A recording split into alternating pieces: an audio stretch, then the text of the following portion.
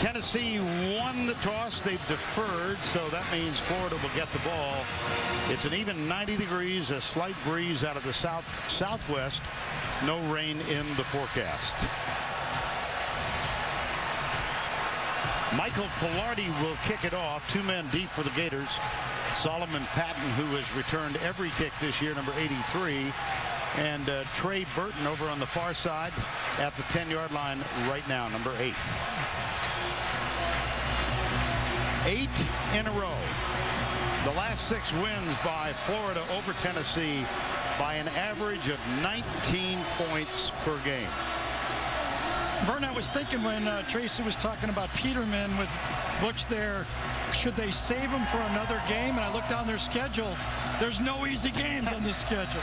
Might as well throw them in the deep end, right? Butch Jones said after the loss in Oregon last year, we're playing the toughest schedule in the history of college football.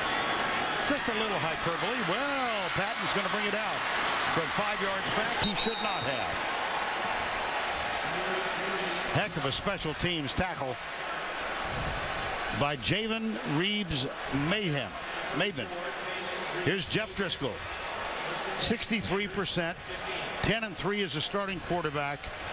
In the last 3 losses, and that goes back to the beginning of last season, however, Driscoll has 10 turnovers in those 3 L's, including 2 interceptions and a fumble last week. Luchez Purifoy, Gary, you called this. Yep. He's lined up as the deep back, and he gets the toss and heads left. Number 15, good downfield block from Patton. Well, Will Muschamp told us yesterday we might use Purifoy in the backfield.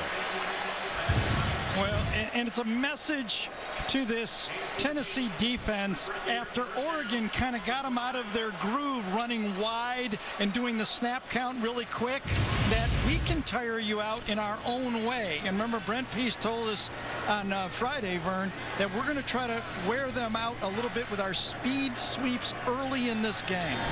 That's Burton in the tight right position. Here's Driscoll wearing a brace because of a sprained knee. Nobody open. He still got it. Drills it. Got a man there. That's Quentin Dunbar, number 1. Yeah, I'm wondering if he stepped out first, though, or was he forced out first? There is a flag.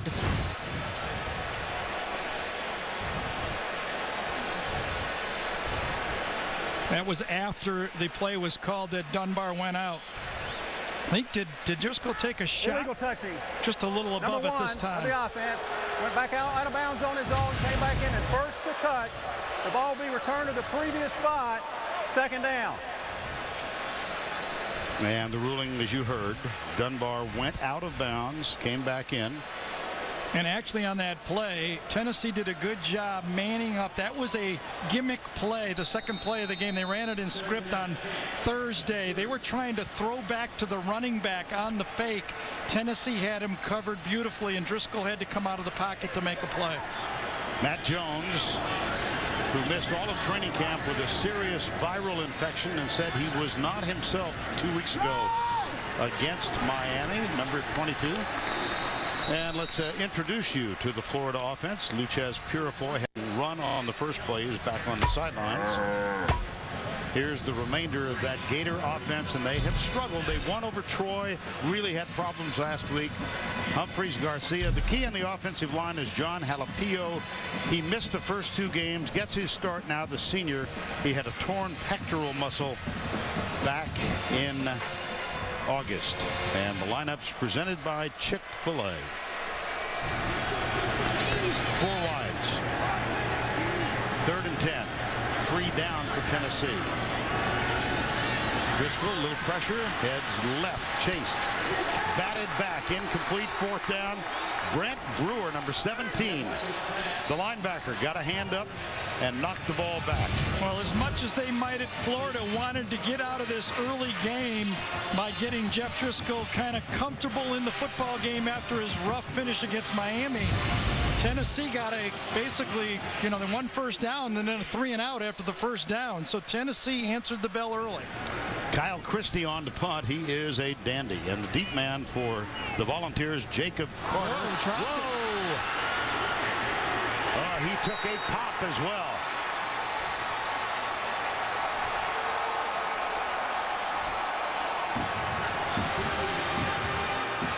And it's funny, in this last 8 years, the special teams have been owned by Florida.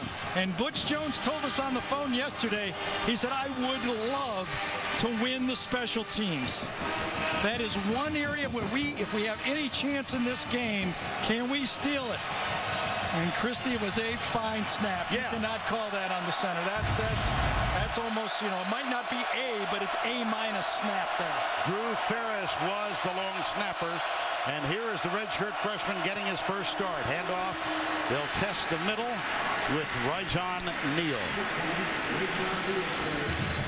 Peterman has played this year in the 3 games. 6 of 12 for 40 yards. He's a redshirt freshman from Fruit Cove, Florida. That, as we said, is in the Jacksonville area. But what a place to start your career as a starter. There's not a lot of hiding in this league. No.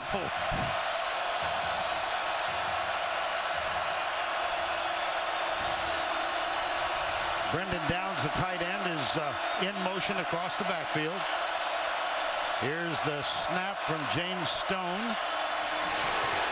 That one's fumbled. Yeah. That's recovered. Dante Fowler Jr. Holy cow. A flag is down. Butch Jones is saying it was offsides. The flag back at the 16-yard line. Boy, I don't know about that. Fowler came in there. I don't know if he was lined up offsides or not. There is a flag down, is there not? Yes. It's on the far side of the field at the 16. Dante Fowler just hits that full speed. Butch Jones is arguing, but it didn't look like he's going to win it. Illegal formation. 5 in the backfield. Tennessee. The penalties decline.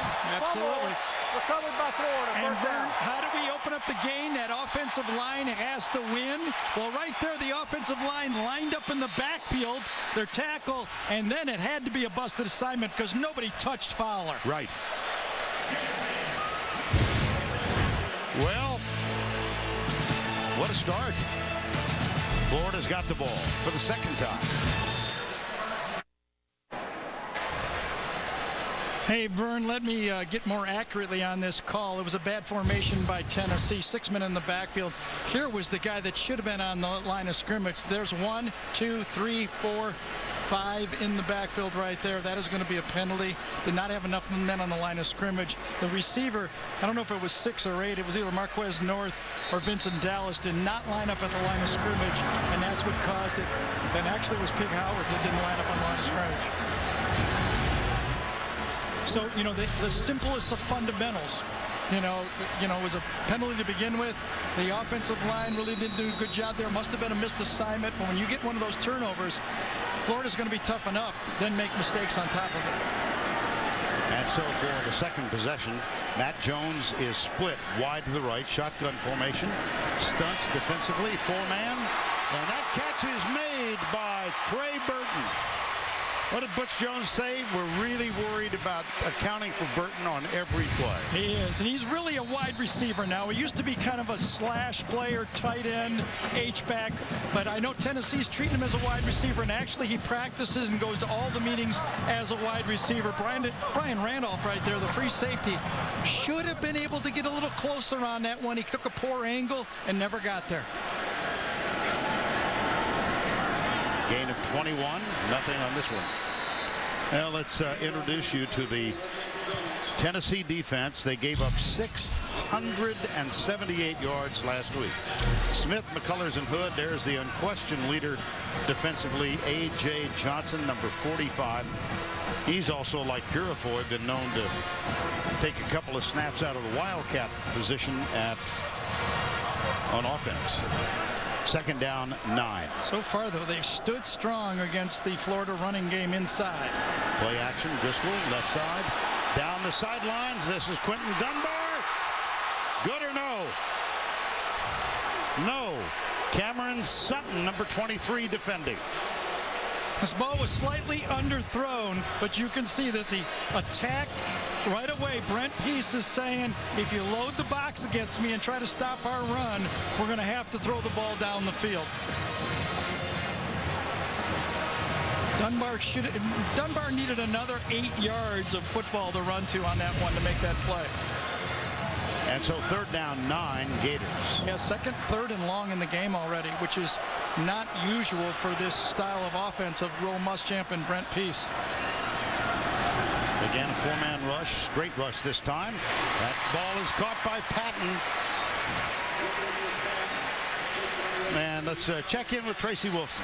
Well, Gary, you were talking earlier about that fumble on Tennessee being a missed assignment. Well, Tennessee head coach getting on his new QB early. He came over the sideline, said, you have to be poised. We cannot have missed calls. That's exactly what he did, guys. Well, because Tennessee does not huddle. And what Tracy's saying right there, and Butch telling his quarterback is, we're calling plays at the line of scrimmage. You have to make the proper run check. They usually start with 2 plays. It's a check with me system, and the quarterback obviously did not call the right run. Well, they'll measure for the 1st down. Matt Moore is our referee, as we've said, and it is good by a smidgen.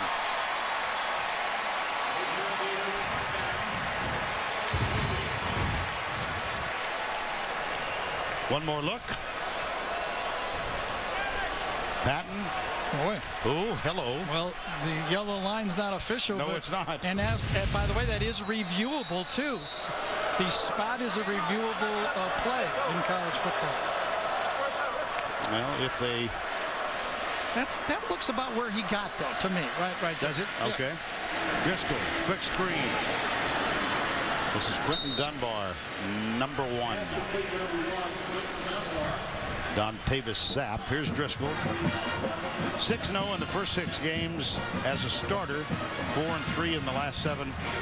And look at the touchdown to interception ratio, 11-1 and 7-6. Yeah, but because of that knee that he injured in the second quarter against Miami, this will be the first time he's worn a knee brace in a game. He told us he would not have been able to play had they played a week ago without the bye. And I don't think we're going to see the 80-yard runs by Jeff Driscoll, more of a pocket guy. Patton being chased, gets around the corner and introduces himself to a couple of volunteers. Brian Randolph, number 37, was in pursuit.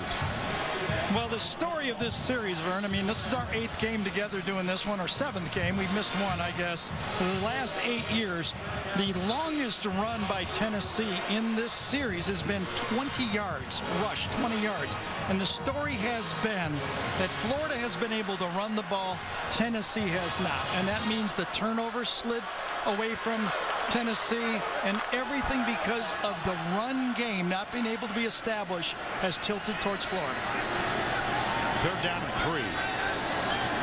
Driscoll again, no blitz from the backside. Driscoll intercepted, and here we go down the sidelines. Devon Swafford untouched. There are no flags. Tennessee touchdown. And on top of that, Driscoll is hurt.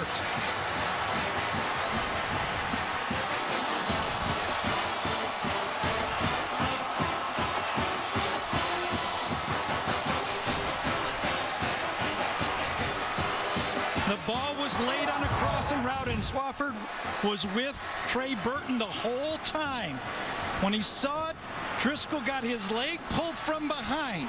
And once that happened, I think it was Corey Miller that got him from behind. The ball was late, and disaster.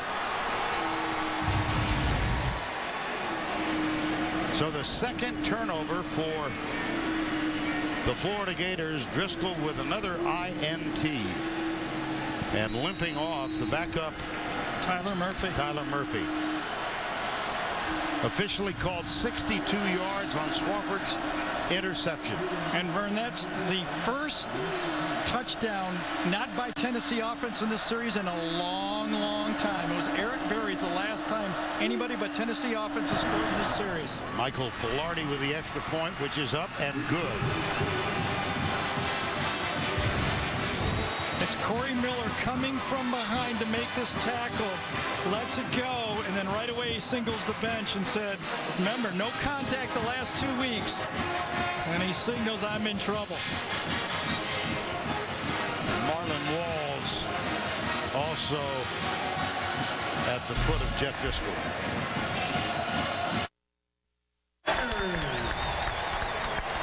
Welcome back to Florida. We saw Jeff Driscoll go down after that last interception. He came over to the sideline. It is his right ankle. As you can see right now, he is on crutches. He tried to walk on it without those crutches and pulled back and was like, oh, and had to get right onto the training table. They're going to take him in the room. They do not give any injury information here at Florida, but if I do get anything, I will certainly pass it along. Thank you, Trace. Well, he was concerned about the left knee. Yeah, we all thought that was it. Yep. And then we looked at it and got rolled up from the ankle from behind.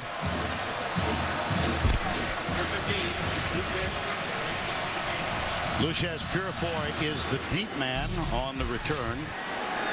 And that's 8 yards back, and he'll take a knee. And another look at the injury to the right ankle of the starting quarterback of the University of Florida.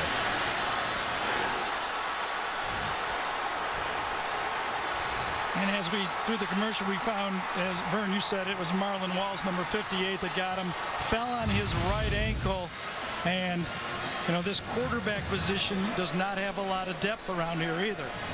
And it's now we're going to find out, you know, just what happens to a very proud team that wants to control the football. And it's going to be Tyler Murphy, who has not taken a snap in the first 2 games this year. He's a red shirt sophomore. Junior, I beg your pardon. Tyler Murphy. Well, if you tuned in late, I'll bet you didn't think you'd be watching 2 quarterbacks named Tyler Murphy for the Florida Gators. Here's the pitch back. And nothing there. That was Mac Brown. And the quarterback for Tennessee, as you've heard, is Nathan Peterman. Wethersfield, Connecticut. He's never attempted a pass. That's a loss of 2, 2nd down 12.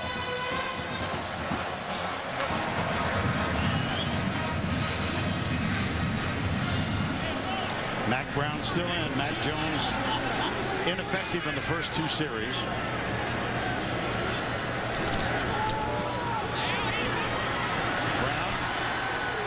A.J. Johnson up high, number 45. Well, you watched the Gator practice. Any thoughts about Yeah, a Thursday practice you don't get to see a lot, okay? Okay. And Driscoll took most of the reps. I mean, he's a college quarterback, but let me say this. Because Driscoll was hurt the week prior, I'm sure Murphy got a lot of snaps in that bye week to get a lot of extra work ready for this game. So if you're ever going to get an opportunity to play, it might be the week that you get the extra week off and you're the only quarterback taking snaps. 4 wides, 3rd down 6. This is Burton coming to the right side. Semi rollout by Murphy. Now it's a full scamper, and he throws back across the body, and he has completed his first pass as a Gator. It goes into the hands of Quentin Dunbar. And there's a flag down. Well, he escapes, gets outside, and does what you have to do. Offside. 50. Defense. Penalty decline. 1st down. And remember, one of the reasons that Florida is a little short at quarterback is Jacoby Brissett. Remember, who was in the running for the starting job a year ago, with Jeff Driscoll transferred. That's why Tyler Murphy is the backup now. And the 3rd-team quarterback is Skyler Morningwig. He's not even listed on the depth chart. Mac Brown remains at the running back spot. He goes over left guard and into the hands of Brian Randolph. Redshirt junior, Wethersfield, Connecticut. 6'2", 210. And this is the 5th game in which he has played. Committed to Temple, and Steve Adazio, the head coach there, formerly offensive coordinator here with the Gators. 2nd down and 9.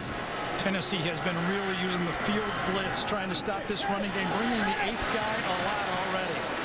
Well, Patton was down there trying to provide a block, but it wasn't very effective. Mac Brown tackled by Ladero McNeil, number 33. You know, Tennessee started out okay, unbelievably, if you didn't see the game, against Oregon.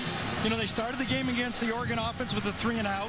Then Oregon missed a field goal, then kicked a field goal. So after 3 drives, it was 3-0, only giving up 3 points by the defense. Right. And then they scored on their next 8 drives, where an Oregon did. And they did it without the benefit of a turnover. They went long range against this Tennessee defense. And let's see if they can adjust.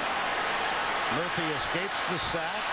He's got 2 men open, but he's going to run and slide for the first down across midfield.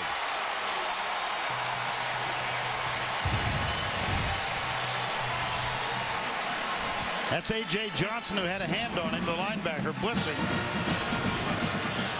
Tried to get him on the shoulder pad, and he ducked it. And then now, as the backup quarterback in there, it's even more important than anything to preserve yourself. I'm sure Morningweg has gotten next to no snaps as the third-string quarterback. That's a pickup of 8 and another first down 10. Jonathan Harrison snaps it back, and it's Mac Brown. Matt Jones, the starter, missed the first game because of the continuing effects of that serious viral infection. Mac Brown got the start in that one, and he rushed for 112 yards in the win against Toledo. And now Matt Jones is back on the field. There is Skyler Morningweg. 5:20 to go, opening quarter. Whoa, that's Jalapio, who got a little anxious. Well, in that Miami game. Start. Offense, number 67. 5-yard penalty, second down. Because of the injuries in that Miami game without Jalapio, I mean, you look at a Florida team in the fourth corner. They'd already lost Chaz Green. They lost both of their tackles into that game. They were basically playing that fourth quarter against Miami with their 4th and 5th tackle in the game. So, you know, that's a position because of injury. And even today, you know, you're looking at still a replacement at tackle for Florida. 5 wide. Here's Murphy. Goes for Dunbar at the 45-yard line, little crossing pattern, and it is knocked away by Dontavis Sapp. Now it's Jalapio again. He's down. He's got that torn pec muscle. Don't know if it's injured that again, but good defense again. Tennessee is saying, you know what, after playing against this Oregon speed, this doesn't seem too hard today so far. Kind of grabs Dunbar, gets away with it, and gets that right hand across to defend the pass. And Jalapio still down, getting some medical attention. Well, they continue to tend to John Jalapio. Will step aside. Bad news for the Florida Gators. John Jalapio, who had that torn pectoral muscle and is wearing a harness, was taken from the field and into the locker room. Ian Silberman is in his spot now. Here comes a rush and a flag. I think it was Kyle Coney that time that jumped a little early. We got a shot right there, right tackle. Remember, he's in there substituting. 64, 5-yard penalty, remains third down. And right now, don't you just think that Will Muschamp's saying, let's just run a play, punt this ball, and see if Tennessee's offense can make a first down against our defense? I mean, you don't want to make a mistake here. New quarterback in the game. Let's see if they call a conservative play and put their defense on the field.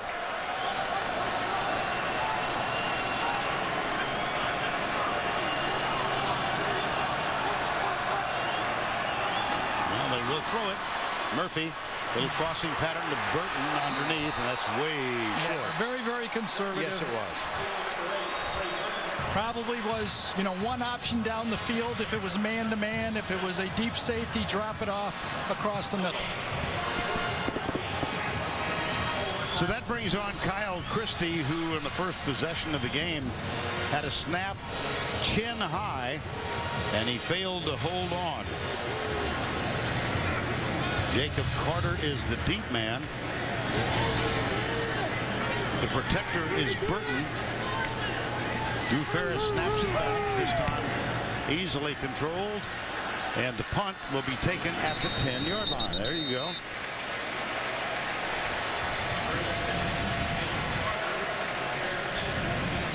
Well, Jeff Driscoll said he could not have played last week because of a sprained left knee, wearing a brace for the first time, and then, of all things, his right ankle injured. Left the field on crutches. No update yet.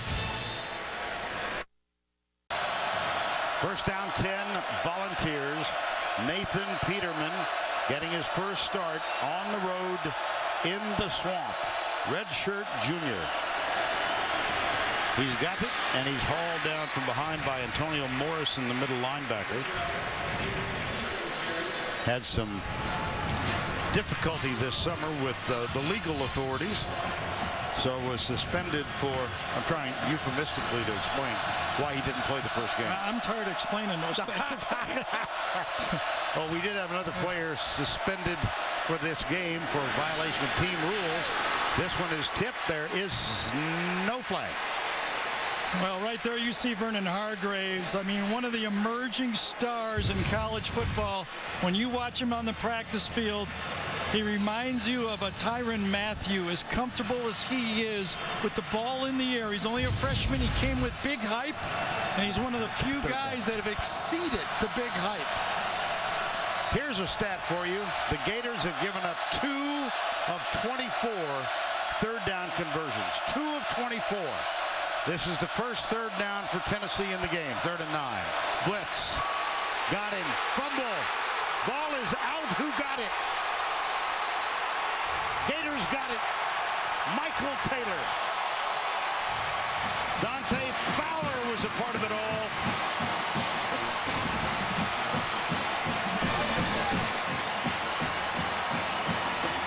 I think it was Fowler again who caused the fumble. He did it on the other side of the field.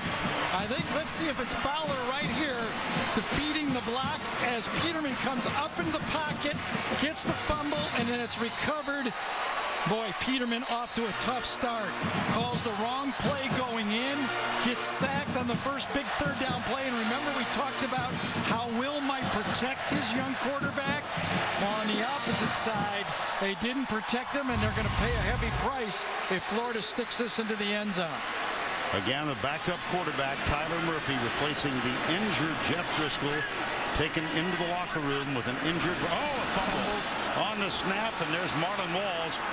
Now, did that hit the ground? It sure did, but I'll tell you, this has been about as sloppy a first quarter as I've seen in a long time.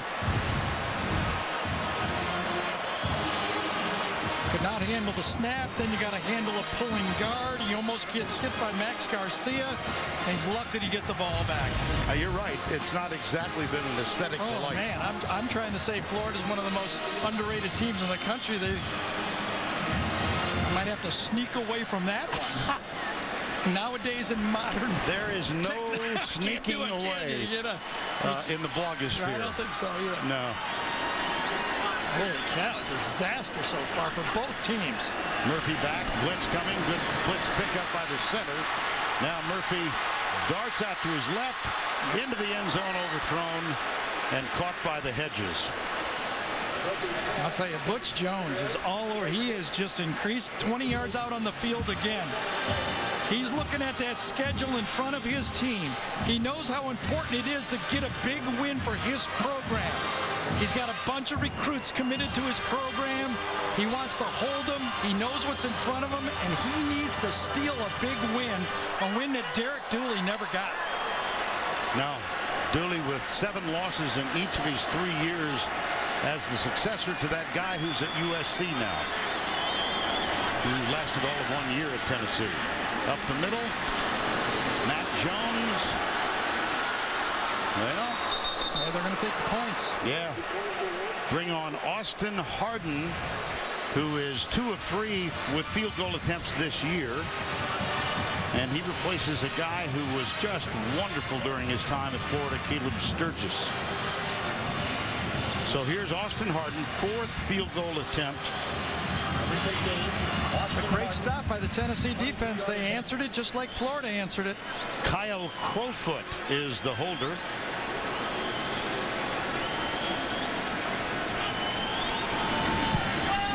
Kick is up and good.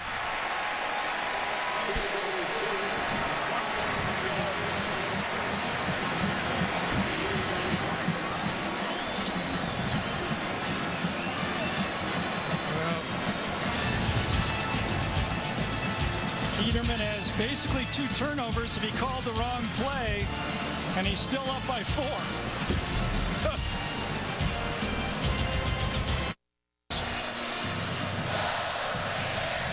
After the field goal,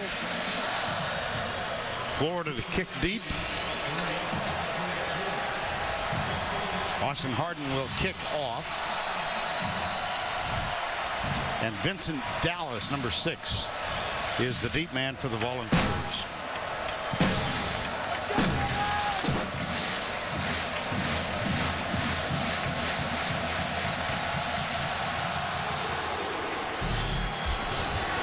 Returnable from the 1. Only to the 17, perhaps the 18-yard line. Indeed it is. And they've got to visit Florida in a couple of weeks. Now here is Nathan Peterman. Right side, caught short. Rajon Neal, the running back.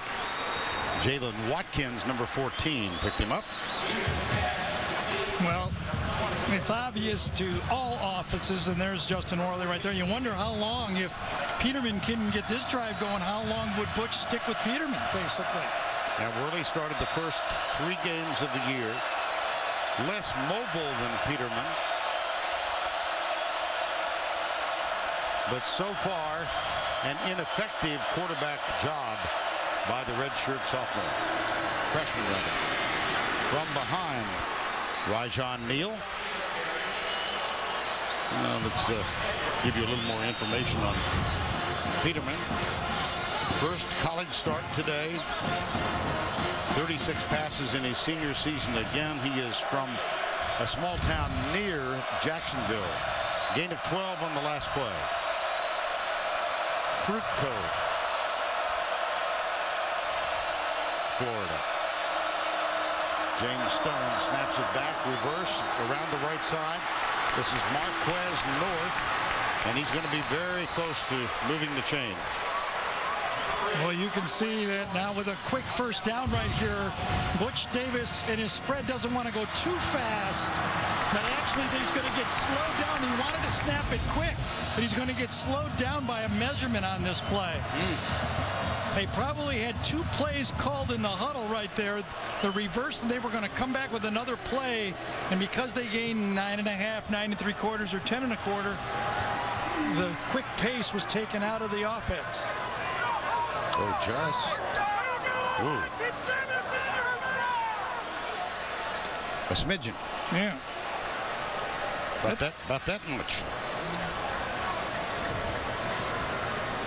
It's kind of a free play here, and I bet you, boy, if they could have got that play snapped early and quick like that, they would have loved that for Tennessee's viewpoint.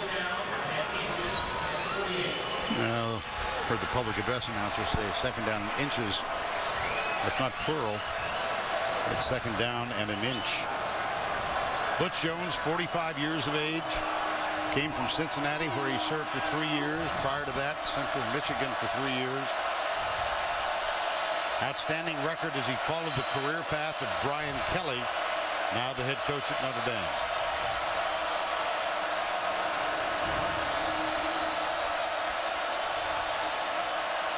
Peterman will throw, like you said. Oh, no. Oh, brother, Josh Smith, who dropped a couple last week. He did have a 52-yard catch, but that was there for the taking. Yeah, when you're a possession receiver, you better possess them, and you're going to be on the bench pretty soon, because you've got to make those plays. And so now 3rd down and an inch. Rajon Neal, number 20, deep back. Quarterback sneak. Looked like he got it. One of the weirdest first quarters I've done in a long time, wasn't it? It's almost like both teams would rather have their defense out there. You know, here's a pig. Let's put some lipstick on. Oh, jeez. That was ugly.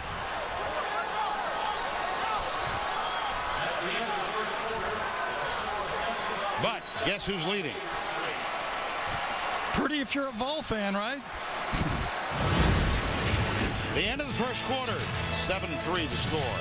Back to Gainesville after this message and a word from your local station. Tennessee trying to break an 8-game losing streak to Florida. They are up 7-3 as we start the second quarter. With Tracy Wolfson, Gary Danielson, I'm Vern Lundquist. We are in the swamp, and it feels like it. 1st and 10, Volunteers. Nathan Peterman declared the starter. Dominic Easley going crazy down there before the snap. Oh, look at him. Oh, he's held up. Yeah, but his penetration made a play. Let's go down to Tracy Wolfson.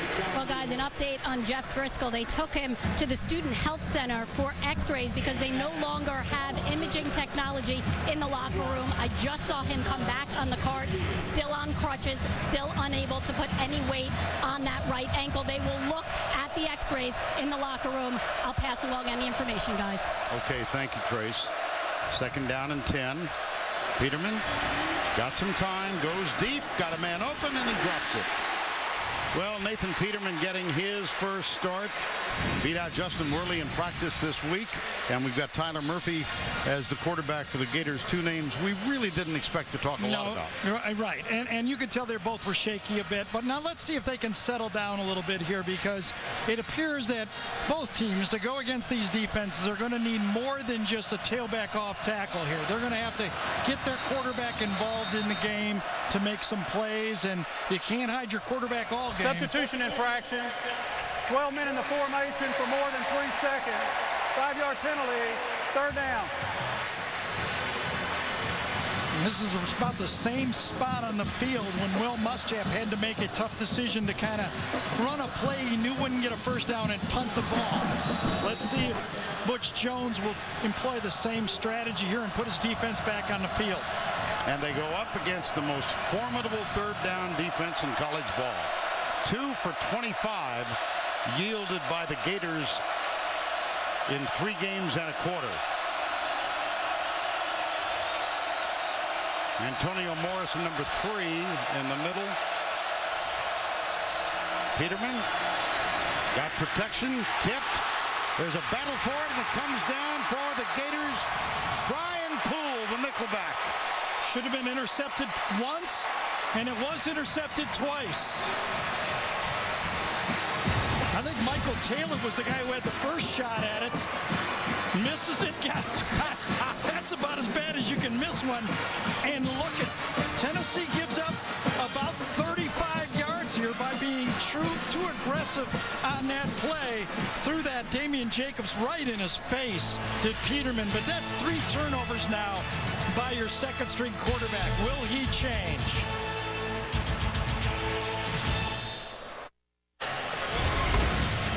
Well, Tennessee has had problems giving the ball to the Gators.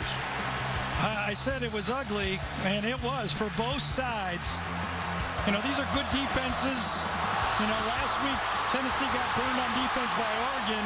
So far against the backup quarterbacks, neither one of these quarterbacks are able to do anything.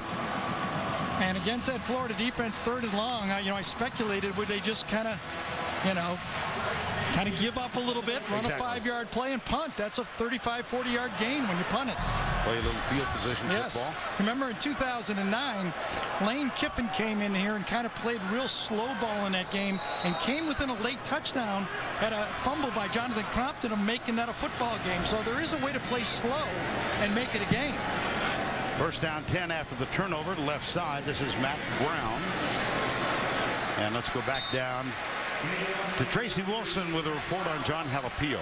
Well, guys, he is back out on the field. He came out of the locker room. He couldn't even open one of his eyes. I was told it was a head injury, but apparently he passed the correct test in the locker room, and he's back out there, guys. All right, thank you, Trace. Well, you can see his eyes seem puffy right there. He must have got poked in the eye, and now he's got a shield on. You wonder why those offensive linemen don't always have shields on. Exactly. Right? 4 wides. Murphy gets the snap. Quick flip out. Good block by Burton. And here goes Solomon Patton flying in for a touchdown.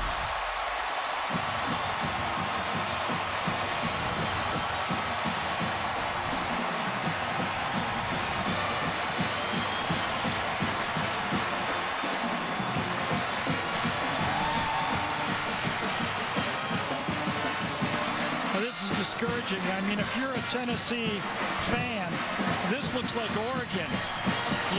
You throw the ball short, and there's no defenders on the flank to turn it back in and make a play. And a 1-yard pass goes for touchdowns. Austin Harden for the extra point. Crowfoot with the hold. I mean, it's 2-on-2 to the outside. Tyler Burton said he did get the block, but come on. Burton right here goes out and gets the block on the end man out there, but where's the safety? What's happening to somebody out here? You got to save this play. Both players have bad leverage on the play. Devon Swafford, who had the touchdown for an interception, did not make the play. Swafford gets beat on a play that he's just got to make that play, and then no safety help to save it. 52 yards. Tyler Murphy to Solomon Patton, and the Gators are in the lead for the first time. Solomon Patton was a touchdown catch from 52 yards out. Their last game he had 6 for 118 after only 9 receptions in his first 32 career games. And Tyler Murphy on in place of the injured Jeff Driscoll. Got the ball out on the wing. And a real defensive lapse by Tennessee. Well, I think that's the same problem that Tennessee had against Oregon. The ball defending the perimeter and space. It does not appear that the secondary for Tennessee has the speed or the athletic ability to make those plays. Terrible angle by 2 safeties on the same play. Here's Harden with the kickoff. Vincent Dallas is deep and is chased all the way back 9 yards into the end zone. See more of today's game with the all-22 camera angle exclusively on CBSSports.com. This is what it looks like. Watch the action now live at CBSSports.com/SEC. Just a postscript, Gary, to those 8 consecutive touchdown drives by Oregon last week. The longest of the 8, the possessions, took 2 minutes and 18 seconds. I mean, listen to this. If you're a proud defense, the drives, 5 of them, 73 yards, 78 yards, 80 yards, 80 yards, and 89 yards. There were no turnovers. Those were all following punts. First down 10, Tennessee. Marlon Lane is in the backfield now. That's Brandon Downs, the tight end, who moves in tighter to the right side, gets a block. Hey, there's a movement on the offensive line. I think it was Antonio Richardson moved. Prior to the snap, false start, number 74 of the offense, 5-yard penalty, first down. Antonio Richardson. Yep. Just bobbled just a bit to the inside. There he is, just kind of leaned on the play. Good call. You know, and we talked about could they depend on that offensive line, those 5 guys, but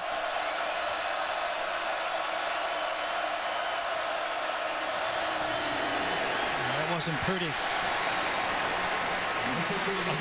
Marlon Lane. And again, I think it was Dante Fowler coming off the Fowler's going, this is an interesting game. Nobody even tries to block me on some of these runs.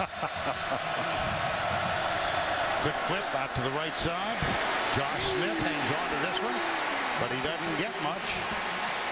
Let's go back one play, a little bit of a hurry. But look at Fowler come off the edge again. He's already done this once.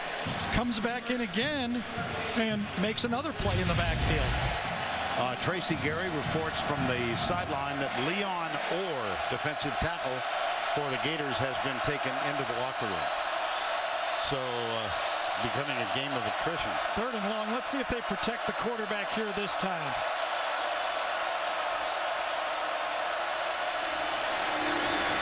Oh, goodness. We might not be seeing Nathan Peterman much longer. They may give him a half, but this is not turning out well. for the changing of the quarterbacks. Justin Worley, who started the first three. Right. Call the play. This one sails on him about 6 yards too high, and right now there's no offense available for this Tennessee football team. Peterman is now 2 of 7 with 1 interception. And Hargraves is back to return a punt for the first time this year. This is Pilardi with the punt. And Hargraves, the true freshman from Tampa. I'm telling you, Tyrann Mathieu. And it's Tyrann Mathieu so far without the yellow hair so far. Well, it's been frustrating for Butch Jones. Here's Solomon Patton scooting down the sidelines. Gators lead. I'll tell you, one of the tools for success he may need going forward is he's got to survive this season and bring in some more talent. Yes. And he's doing a good job recruiting. That's the future. This is Kelvin Taylor, the highly publicized running back, freshman running back, son of NFL star Fred Taylor. Butch Jones, 45. Yeah, and Vern, Wednesday when I was there, he was all over the field. He's all in on trying to turn this program back to the way University of Tennessee was when they were competing for championships. And I got to say, I admire all his players. They've been through a lot, and they are buying in. They're trying to give the coach what he can. Fumbled snap by Tyler Murphy, who got it. Jeez, I'll tell you, this is as bad as I've seen. Tennessee reacting as if they did. Yep. They did. Wow. Daniel McCullers. Both offenses are going to start deferring when they get the ball back. He wasn't ready at all, was he, on that one? Please, I don't want it. Oh, look, he's looking to the side. It hits him in the face. Yep, he wasn't even ready for the play. Lack of communication between he and Jonathan Harrison. If you're a lip reader, just turn your head. I was going to say, is glad he's not mic'd. Peterman still back in the game. Peterman's surviving this somehow, and Tennessee's in the game. 3 down, they bring 4. Ron Powell from the corner. My goodness. How about this? Pig Howard. Play should have been blown up, and they survive again with Howard getting the ball somehow. That's the wide receiver. Given name is Alton. They were going to try a pass from Pig Howard. It's 2nd down and 3. It's not how it was drawn up, but they got 8 yards on it. Marlon Lane, the backup running back, number 15. They'll go quickly. Takeaways by each.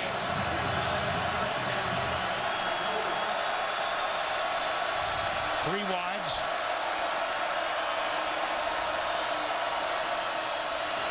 Lane goes left, caught behind the line of scrimmage by Devontae. Oh, he's having some game.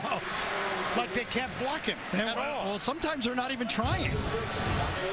That might be one of the problems. He shifts down in and makes another play. This time a busted assignment, and who blocks number 6? 2nd down 12. 10-7 Florida in an ugly football game. Well, everybody, my gosh, have you seen anything quite like that? Well, last week I did, and they caught him. Throwing a pop-up. They're going to get an interference call on this one, aren't they? Nobody in the offensive line moved. Jason Kroom was the intended receiver. Yeah, that's one of those quick snap gimmick plays sometimes. We've seen it before. The Bowdens have tried that play a number of times. Quarterbacks aren't really big fans of that play, by the way. No. Ball was thrown for Jason Kroom, but Hargraves is going to get the call on interference, isn't it? I don't know what happened at the end of it. Pass interference. Offense, number 18. 15-yard penalty from the previous spot. Remains 2nd down. Yeah, Jason Kroom actually pushed Hargraves away from the play. A disaster. You know, I can understand. Hargraves is an elite player that time, and you can see him as he pushed Hargraves past the play. You know, there's always room for a trick play. But you can't make it the base of your offense. And right now, you know, what do you do if you're Tennessee? Can't run the ball between the tackles, and you got a young quarterback. How about a quick kick? It ain't going to work either. Cody Riggs made this stop on Marlin Lane. See, one of the things, Vern, that Florida does is they man up. They're not going to give you, you know, those easy zone passes. They've got 4 defensive backs, safeties, and corners that can all cover man-to-man, and they challenge it.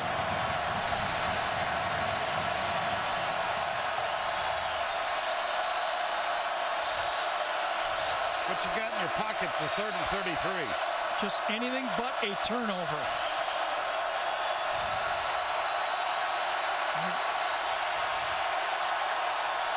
Butch just signaled timeout.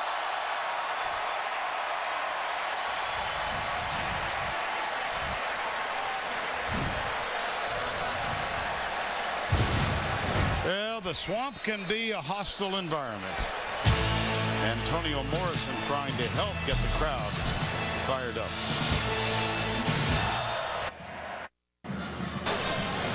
All right, thank you, Tim.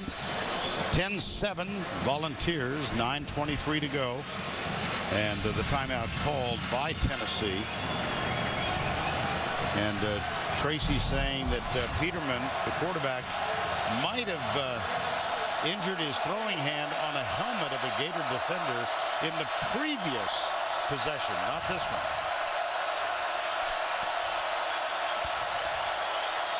Across the middle, dropped.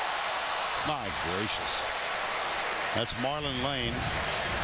Butch Jones said they dropped 16, or missed, I'm thinking the other way, missed 16 tackles against Oregon. I don't know how many drops they've had, but several in this game. 21 plays, 28 yards.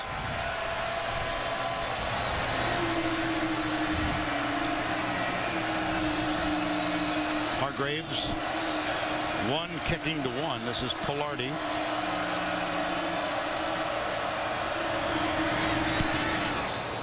Purifoy coming from the corner didn't really have a shot at the block. He does have 1 block punt this year. And this one will be down at the 6-yard line. Well, I know we've been speaking about the Oregon Ducks for much of the first half. Let's cue this duck. Who are the 3 Tennessee head coaches to win their SEC debuts? Of course, Butch Jones coaching. It's the Aflac trivia question.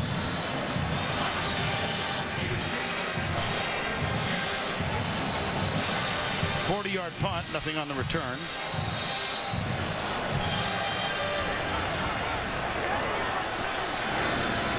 Gideon Ajobe, the fullback, he leads the way this side. And Matt Jones, number 24, was the backup to Mike Gillislee much of last year. Gillislee over 1,000 yards in rushing, and Jones was particularly effective in the last 2 games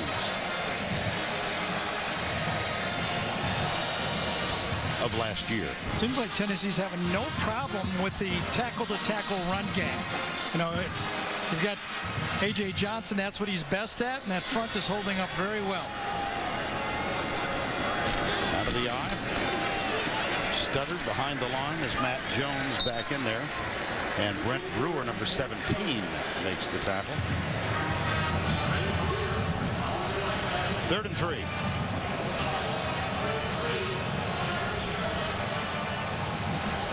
Tennessee band is here.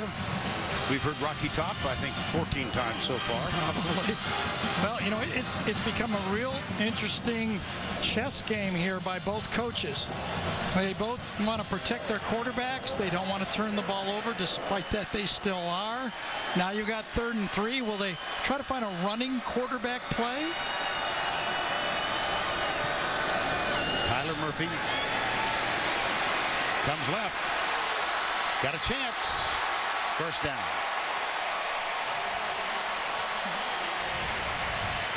Gain of 11. Yeah, well, they had a first down because the quarterback ran, but it was not a called run by the quarterback. It was just Murphy feeling the play and getting out of the pocket and making the first down. And if you joined us late, Jeff Driscoll injured his right ankle. Here's a little hurry up from Florida. Said they were going to use some of this up-tempo today. Mac Brown is the running back.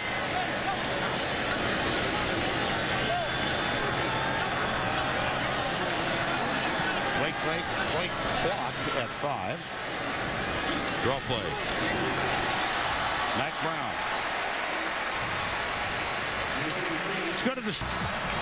And they are playing Florida A&M on this Cupcake Saturday in college football. Tell you, one of the hardest jobs in this fast-paced offense is getting in those trips to New York. I mean, because a lot of teams don't go fast-paced, but they simulate the snap, and you got to come back and see what's happened. Right. Here's the draw again. Mac Brown again. I wonder if they're going to get Jalapeno on that play. He pulled around, kind of walled his defender in, and I wonder if they called it late. Might have been inside on number 76, Max Garcia, too. One of the two. Holding. 67 offense. Yep. 10-yard penalty. Second down. Yep, Jalapeno came around against Jock Smith. Watch Jalapeno right here come around, pulls out, and then he has to read what the end does. 55. He reads them and he walls them in, gets his arm up around the helmet and the face mask, and that's why the call was made.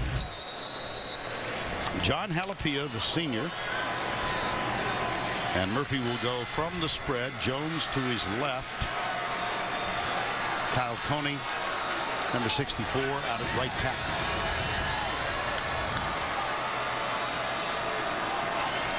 Four wides. Option. Matt Jones. A.J. Johnson flies over the top. Yeah, A.J. Johnson did a good job that time. He sugared the blitz. What that means, faked the blitz inside, came out, so he sugars inside, kind of holds the offensive lineman inside, comes out of it, and then runs down the option pitch to the outside. How many years together for us now?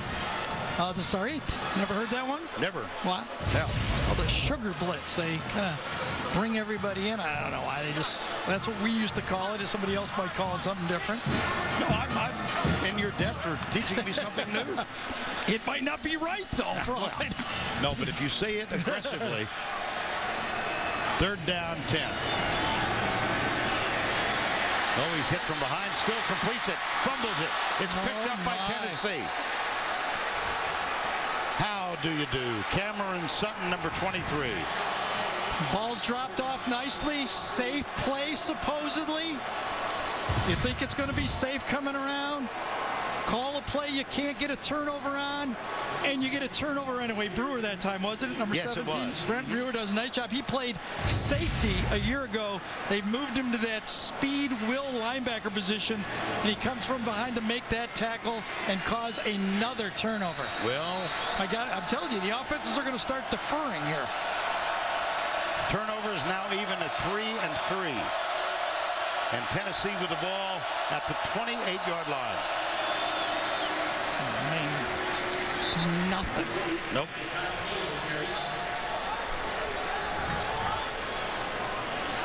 Darius Cummings appeared to make the stop, and who's down? Damian Jacobs helped to his feet. 2nd and 9.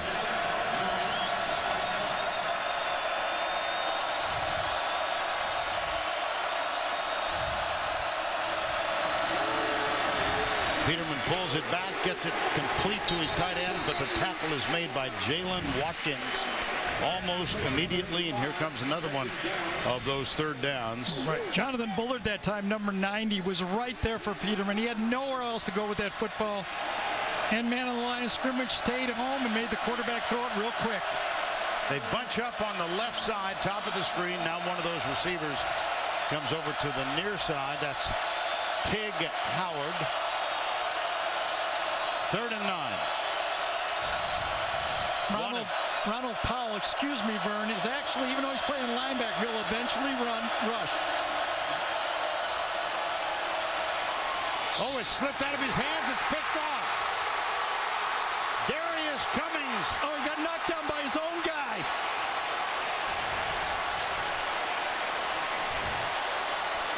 Easley was trying to hurry him up, and I think he tackled him on the play. Ball slips out of Peterman's hand. Now watch Easley say, hurry up, hurry up, hurry up on the play. This is going to be a touchdown probably. Easley knows it and says, come on, run, run, run. Tries to hurry him up and knocks him down. Oh my goodness.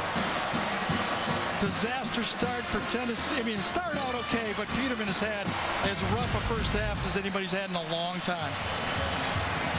Well, that play kind of personifies the nature of this encounter. Oh, yeah. Pac-10 fans right now are going, really? Really? From behind, Mac Brown is hauled down by Brent Brewer. Easily knocked him over. And Peterman having a very, very rough first half. Yeah, nice job by Antonio Richardson right there saying, all right, come on. You know, none of us are stars. As Worley's going to start to warm up right here. You can't really blame the coach. You know, he gave Peterman a shot. And he's got to go back to Worley now. Second down, 11. A lot of class by Richardson, though, sticking up for his teammate in that time. Murphy. That's caught by Burton. And let's go. Well, it's time now to answer the Aflac trivia question. I think if you're a longtime Volunteer fan, you might get this one. Who were the three head coaches to win their SEC debuts? I'm sorry. Robert Nealand and Phil Fulmer. W.H. Britton in 1935 when he replaced General Nealand when he went back into the military service. Third down and 6. Nothing. Oh, yes. Kept it. Murphy kept it. And did a good job with the ball fake. Yes. And those are the plays that Driscoll, when he doesn't have that bad knee, brings to the table, too. But now, with Tyler Murphy, they've just got to run the offense, whether you're your backup or not. They got to have it. 2:20 to go before the break. Florida up by 3. Backs in the eye, and that's Joyer in at fullback, number 41. And Mac Brown, who shared the running back responsibilities with Matt Jones so far today. Kelvin Taylor was actually in for one play, but did not get the carry. Here's Brown. And let's go back and revisit the interception and the role of Dominic Easley in this. Yeah, Darius Cummings, number 55, ends up with the ball that slips out of Nathan Peterman's hands right here. Watch number 55 get it. But on further review, I think actually Easley trips up his right foot as he cuts across them from behind. They click feet, and that's what actually knocks him down on the play.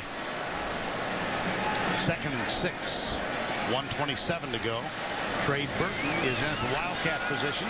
Handoff, missed tackle. And here goes Jones. Well, this is right out of the Brent Peace Boise State handbook right here. A quick little handoff. It's really just a counter OT play. It's one of the basic plays with a little different twist to the ball handling.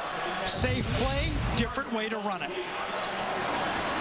And it stops the clock with 1:17 to go. Both teams with 2 timeouts remaining. Remember, Tennessee deferred. They will get the ball to start the second half. So, you know, can they survive? Will Florida obviously take it right down almost till the end of the half here? Murphy keeps it again. He's being chased down at the 2.5. Corey Miller, number 80, made the tackle. Rough first half for that man, Nathan Peterman. You know, this is kind of good news in a way for Florida and scary news for Florida. I mean, how many times can Murphy run this offense in this league week to week to week? They have not been able to run the ball with power against this Tennessee defense. And again, it's an I formation. Joyer leads the way. Mac Brown gets a block, scoots into the end zone. Gators score.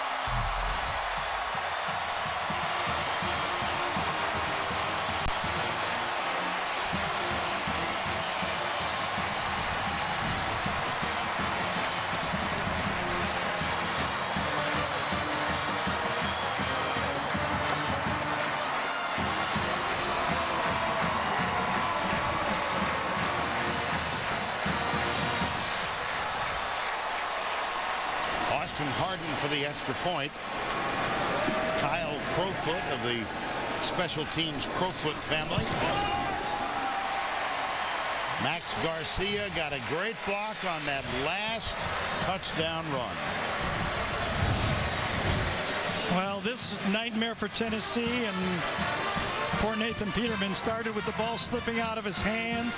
Great field position. Murphy kept the ball a couple times, and then power off tackle. Big Max Garcia came around and pushed Brown right into the end zone. Florida starting to take control.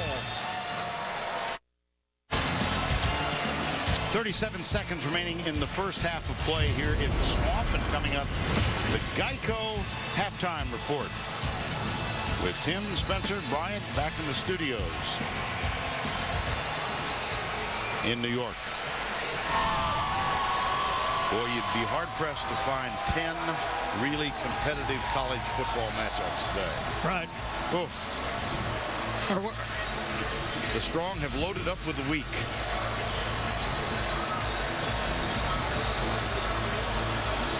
Butch Jones. Yeah, Butch Jones got a tough task here, Vern. I mean, even good offenses are going to have a tough time with this Florida defense. And Tennessee is not a great offense yet, and this rebuild goes on right now. Harden will kick it off. Vincent Dallas, number 6, back for the Volunteers.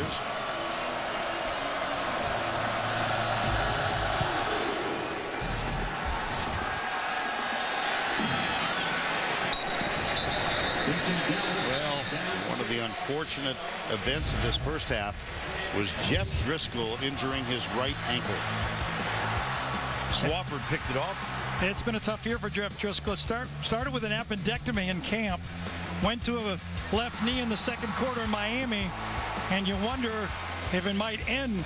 We don't know if it's broken or not, but he's getting x-rays. And, you know, that's maybe the one guy this Florida team can't afford to lose. There's not a lot of depth at quarterback here. Justin Worley, who started the first 3 games, has replaced Nathan Peterman. Here's a handoff to Rajon Neal. Vern, just get a load of this. After Tennessee finished the Oregon game, and remember they scored the touchdown, the next 7 possessions against Oregon, they gained 72 yards in 7 possessions with no negative plays. Now so far in the first 6 possessions, this is the 7th. They've run the ball, they've had 25 plays for 31 yards. Oy. Well, you see the stats on Justin Worley. 59%, and not as mobile, we're told, as the young man who started this game. And here's a conversation going on with Matt Moore, the referee, and it's a clock issue. Here we go. 5 passing yards and 4 turnovers. Oy, oy. Yeah, and you know, Tennessee's not out of the half yet either. Florida, I'm sure, will Muschamp. The defense helmet came off. He will leave the game, and by rule, we will take a 10-second subtraction of the game clock. Please put the game clock at 16 seconds.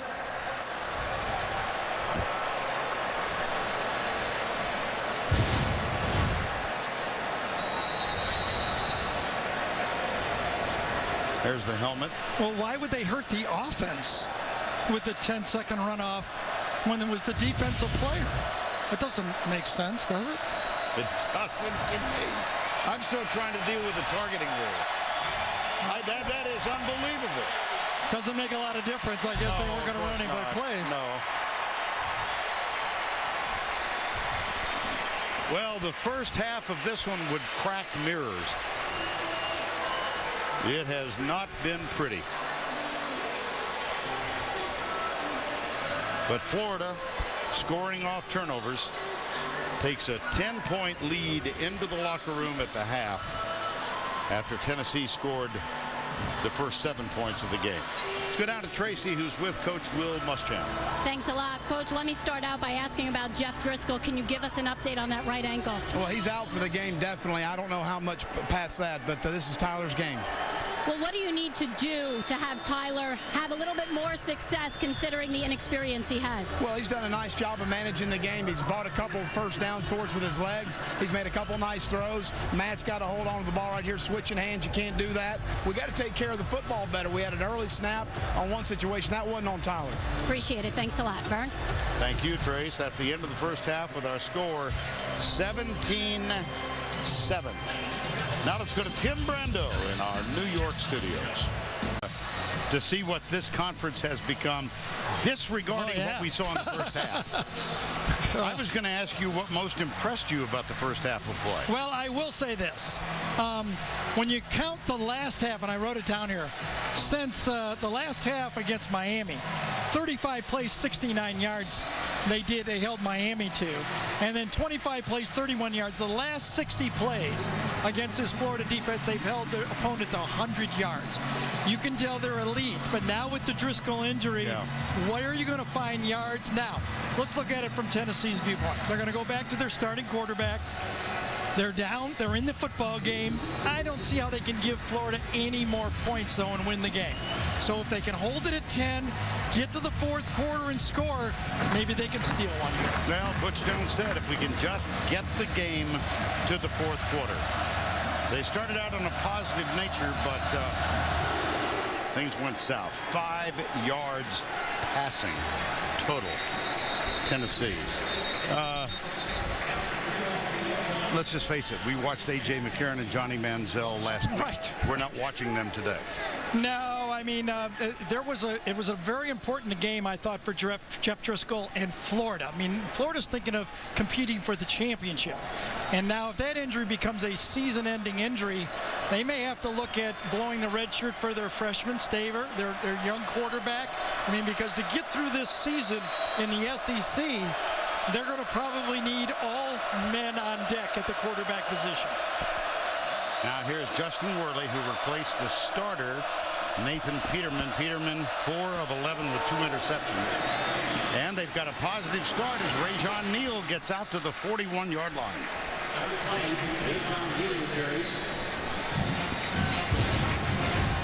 Well, we've talked about it, and I again think that at halftime, Butch Jones had to look at his offensive line, his experienced group, and say, you got to give me something. We've got it. We can't have negative plays. Now, remember, Vern, when Worley was in the game against Oregon, they did not have one negative play against Oregon. Maybe he's better at running the offense and not making the big mistakes.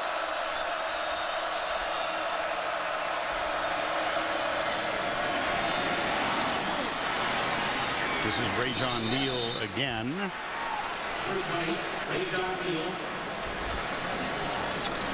Vern, Dominic Easley, even when he doesn't make the tackle, watch him get off the ball. I know it's one of these two guys. I'm not exactly sure which one it is. But watch him get off the ball into the backfield. There he is. Wow, just blows up the play before it even happens. And it's 2nd down and 6. Look at Easley. Did you see that little spin move? Went to the ground and got back up. Here's the pass. And dear. Jason Kroom. Watch Easley. Yeah, he is a superstar. I mean, he probably could have gone into the draft number 2 last year. Did not like his spot. He's got a lot of personality, and he plays with a fast motor the whole game, every play. Never takes a snap off. And he said he's been known to sing along when the band from Tennessee plays Rocky Top. 3rd and 6. Worley goes right side, has a man open. Sure did. Pig Howard. Wheel route and executed perfectly. Matched up against Purifoy too that time. Pig Howard was hurt in the game against Oregon. Purifoy was guessing. He was playing down in distance, and he got burned. 2 receivers left side. 27 yards on that last pickup. Oh, boy. And let's go back down to Tracy for a real report. Well, guys, Butch Jones obviously disappointed that his quarterback move didn't pan out, but he told me he needed to put Justin Worley back in to have some more rhythm, offensive rhythm. He said we can't be in 3rd and long, and guys, that's exactly what he was looking for out of Justin Worley. He says it is his game the rest of the way. 2nd and 10 here. That's the tight end Downs. Sets up to the right side. Rajon Neal trying to break loose. Vernon was blown up again by Dominic Easley. He's going against an offensive line that has played a lot of SEC football, and Easley is in the backfield almost every play. He told us yesterday that he was talked into coming to Florida without ever making an official visit. He had made an official visit to Oregon. Right. And at an all-star game, there were 12 Florida recruits, and a couple of them talked him into joining forces and coming here. He visited the campus only after he had committed. Worley flips it out. Oh, nice. Cody Riggs, number 31, up immediately on Pig Howard.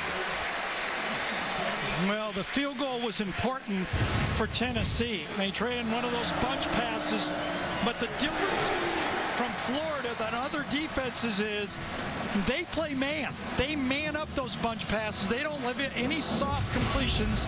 And this one's what, 44 yards roughly? Yes. 45? Pilardi is 2 for 2 this year, both from short distances. This one looks perfect. Cuts inside the right upright.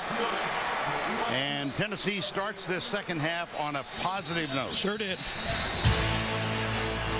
Pilardi from 44. It's 17-10 Gators. Both of these teams, Vern, are basically, luckily, they're playing each other. Yeah. Because if they were playing somebody else, they might both be in deep trouble. Absolutely. Here's Pilardi's kick. Luches Purifoy has a chance to return it, and he will. Out to the 10. Cut down in the open field nicely at the 20-yard line. Let's go back to the 24-7 in the 3rd. Back to you. Yes, it is, Tim. I agree. Great start for the new coach. Yep. Oh, he's a solid football coach. Yeah. Yep. 1st down 10. Mac Brown is the running back. He goes around the left side and motors out. Gideon Ajobe, 13 yards. Vern, you know, there's a risk reward of putting your best cover corner on the kickoff. He took a shot right on his right thigh. Purifoy did. He's your best cover guy. Running those kickoffs, he limped off after that hit. And, you know, if I'm sorry, you know, I've always felt this way, that I don't like to put my stars on the kickoff. I want a return man out there. I cannot afford to lose Purifoy on a kickoff. Here's Tyler Murphy around the right side. And again, we referred to it in the game trends, how Driscoll injured his ankle with no complete report from Florida Sports Information Office. I won't be too surprised if we don't see Trey Burton play some Wildcat, maybe even with Murphy in the game. If I'm the Florida staff, I can't afford Murphy. I mean, because you don't know how bad the news is with Driscoll taking a lot of hits. Brown going left. B.J. Humphreys with the block. A.J. Mosley with the tackle, number 45. And they continue to work on Luches Purifoy. Yeah, I saw it right away when he got up. And I was about to say, like, boy, are you sure you want Purifoy out there? You know, to me, a punt return's a little safer than a kickoff return.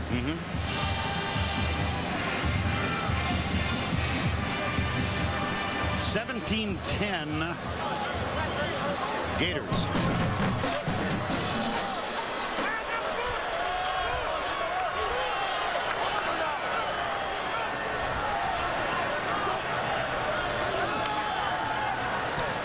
Nice. Brent Brewer. Outside linebacker. Yeah, that's one of the advantages of moving your safety into that will linebacker position. Brewer played, safety in this defense a year ago, very comfortable in pass protection defense. Now, you got to balance that. Can you hold up when people are running right at you in the run game? So far, Florida's not gashed them in their run game.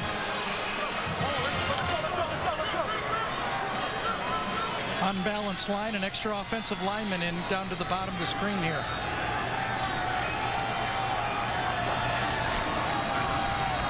Mac Brown follows Joyer around the left side, and Tennessee's defense held up really well. 3rd and long.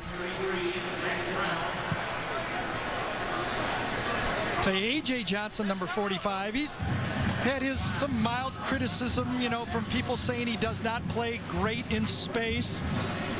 It's tough for these 240-pound linebackers to match up against that Oregon spread. But I'll tell you, when he's playing conventional offense by Florida, he's something in the middle there. He really is stuffing a lot of plays. A.J. Johnson, who a year ago against Mississippi State had 21 tackles in the game. Murphy going deep right side, and it's over the shoulder, inbounds, out of bounds. Murphy got it. He slid 1 foot there. Great catch by Dunbar. Florida should hurry up to the line of scrimmage. Tyler Murphy is very quickly trying to get him up there before the replay official can make a play and make a call. Did he get 1 foot in?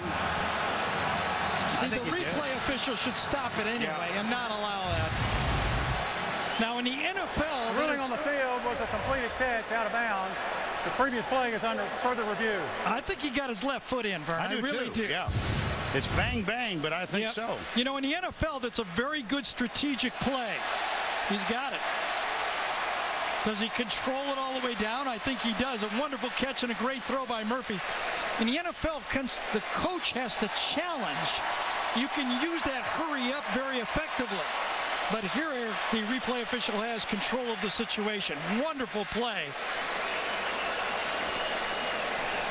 by Dunbar. Robert Rougeau is the replay official, and Dunbar with a really terrific bit of footwork. Yeah, and Justin Coleman was in decent position. I mean, that's a perfect throw. We saw that last week. Perfect throw, good catch. Really hard to stop those. They may move the ball back a couple of yards. I mean, that could happen. After further review, the ruling on the field is confirmed. First down.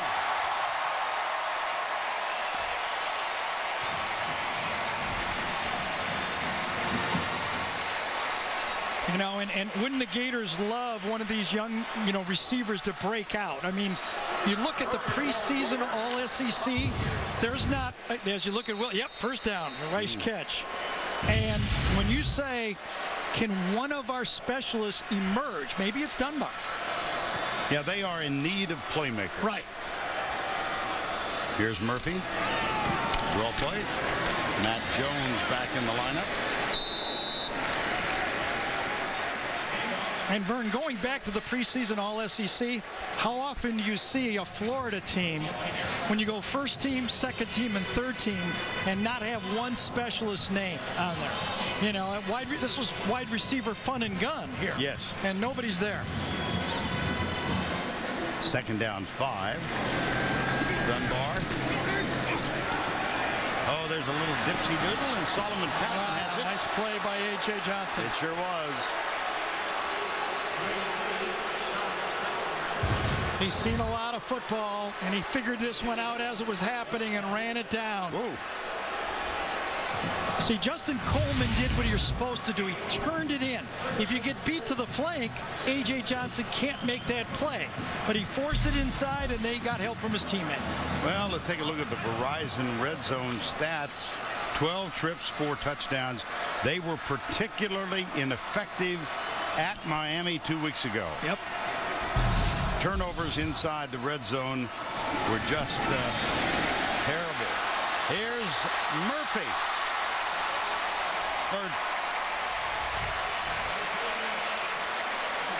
Now, how about that? 13-yard gain. And this one was a design called play all the way for a keep. The outside receivers, Trey Burton gets a nice block on the outside. You get Quentin Dunbar after he makes a catch. He makes a good block. That was a design keep all the way. And a first down goal for the Gators. Murphy, very effective here. Second quarter and this opening drive of the third. Here it is, a tackle, another tackle in the game right there. Jones is the deep back. Play action. They go to Jones, and it's incomplete. Brent Brewer with pretty good coverage. That was for not Jones. He went to the fullback. Yeah, John, that time. Getting a job, he slid out into the flat. This is basically the first play-action pass you put in fall camp. Fake it to the tailback, slide your fullback out to the flat. Although number 25, Ajabi, was a linebacker last year, and you might see why. That did not remind me of A.J. McCarron and Charleston Fowler last week. Hunter Joyer is now in the fullback. And Matt Jones, the deep back. They overload on the right side. Nothing there. Bounced out. Yeah, nice he did. play. Touchdown, Gators. Hunter Joyer with the block. Matt Jones with the 6 points.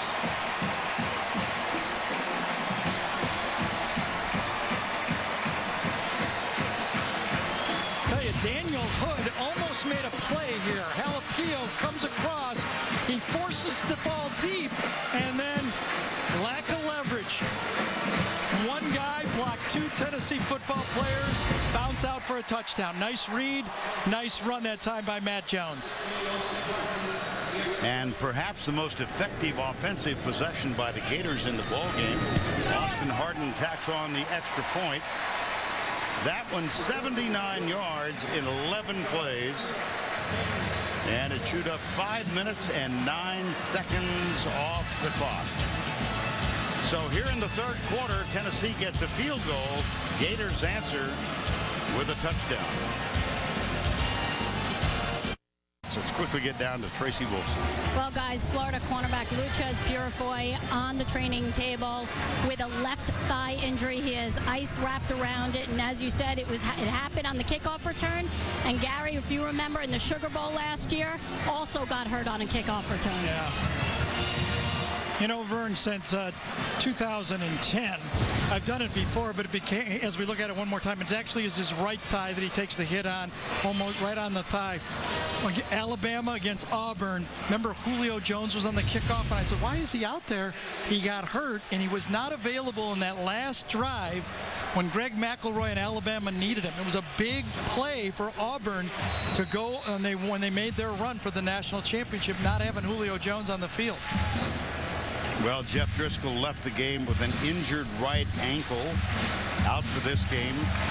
We don't know the seriousness of the injury, but now Purifoy appears that he might be out for this game. Here's the kickoff, and Vincent Dallas with the return, but not for very much. And let's go back to the studio for this Heisman. All right, and thank you, Tim. First down 10. I think he's got 3 of them. I mean, those are 3 key guys right there in the hunt for it. How about a week ago that UCLA comeback in Lincoln against Nebraska? First down 10. Hundley start in that game. Right side. Oh, nice tackle. Marquez North with the catch, and Brian Poole with the tackle. Now let's take a look at today's poll question. Which head coach, speaking of Nebraska, which head coach's hot seat is the hottest? Bo Pelini, Mac Brown, or the much beloved in Tennessee ex-coach Lane Kiffin? Right. Oy. USC did have a big win last week against Boston College. And they've got Utah State tonight.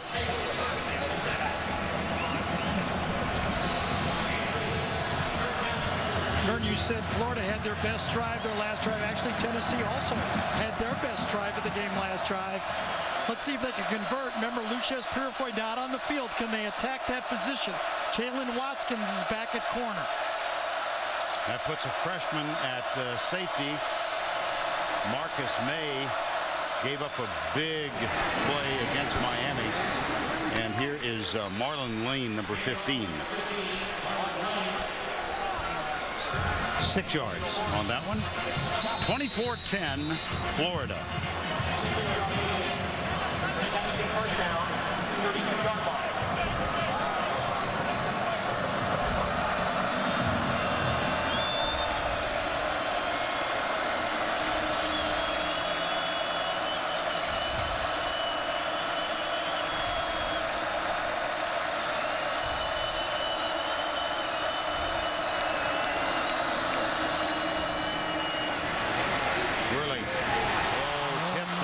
Intercepted. Wow. Jabari Gorman would have been unimpeded. Yes. Jabari Gorman just sneaks. One of the few times you're going to see Florida play a zone, and I think that confused Worley on that play. Well, Nathan Peterman got the start. Ineffective, 4 of 11 for 5 yards, 2 interceptions, and replaced by the young man who had started the previous 3 games, Justin Worley, but his yards per attempt was the lowest in the SEC. That was one reason they didn't find him that effective. This one goes over the head of Marquez North, number 8. Well, remember, if you're a Florida fan, you know this.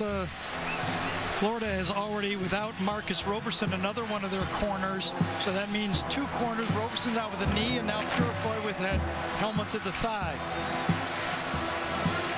So now they got a true freshman corner out there, Vernon Hargraves, who's a star. Yes. And then they move Jalen Watkins. But with the spread offenses, you're down to playing your safeties over the slots.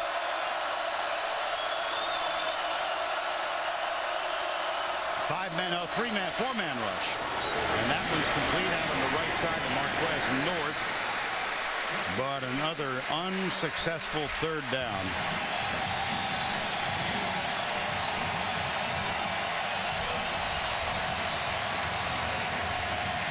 They played zone coverage on every play of that series.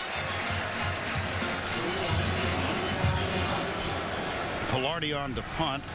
Hargraves, the freshman, returning punts for the first time this season in this game. So it's 1 punting to 1.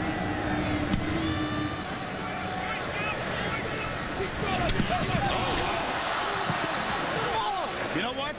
Tipped out of bounds. Tip out of bounds. Tipped it right out of bounds. Very smart. Darren Kitchens, very smart or accidentally brilliant. Yeah, well, I think he knew exactly what he was doing. He saw it. Kitchens comes over and says, get it out of bounds. Beautiful.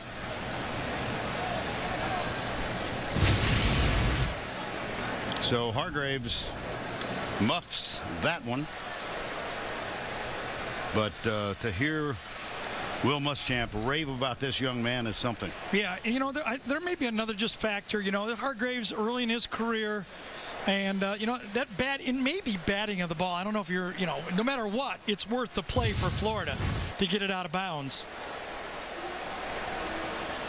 But, you know, it's one thing catching punts in practice, and another after you've just run all over the field in the 3rd quarter of a game and you're winded and tired and making the same play.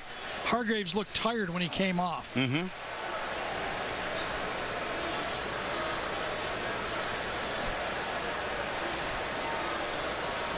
And I don't think Will cares where this ball's spotted, even if it's a 15-yard penalty. He doesn't care, as long as it's his ball.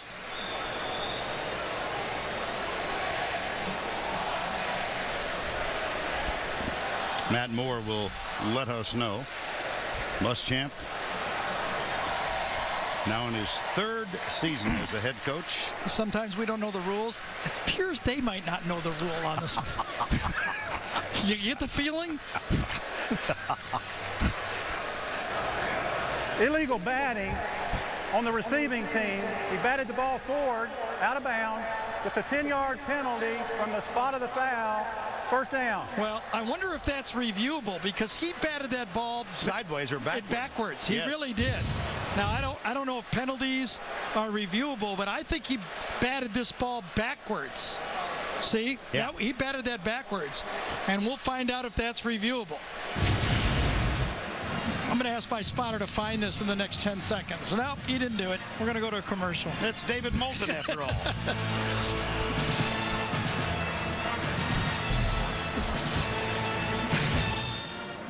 Program.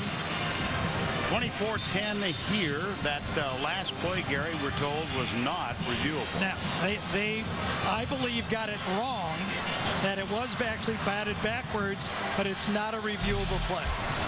You know, a tipped pass you can review that, whether the ball is tipped on a pass interference, but obviously that one is not.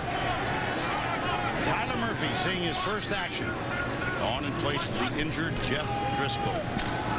Handoff right side to Mac Brown. This is the Mac Brown who is not on the hot seat. Right.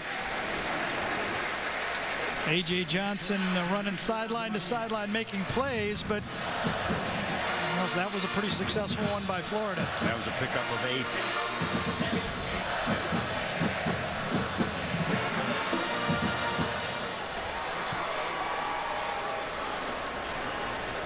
8. Rushing yards 151 to 57. This Gator defense, which is getting rest right now, averaging only 50 yards yielded per game. Right side, Matt Brown. And now Red Lobster presents today's Scholar Athlete, a running back for the Gators, Mark Herndon, major family, youth, and community sciences major, and a GPA of 3.13. Red Lobster's commitment to the investment of our future is shown today by donating $1,000 to Florida's General Scholarship Fund. From Ocala, less than an hour away.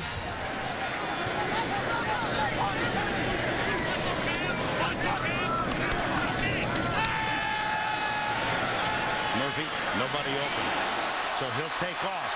Nice cut at the 50, and he spins and picks up another 5 yards. Tyler Murphy.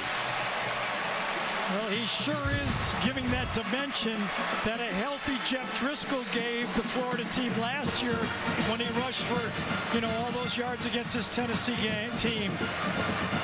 Athletic, making plays. There was nothing over that time. There was only a two-man route. He had nobody to throw to, so he made it with his feet. Being chased by Jacquez Smith, the defensive end. Murphy now with 7 rushes for 83 yards. Remember, Florida last year rushed for over 300 yards. This has been the field blitz. Basically, Brewer's been coming off this as a linebacker. He's basically a nickelback playing linebacker. He's coming off that slot all day. Mac Brown hit first by Dontavis Sapp.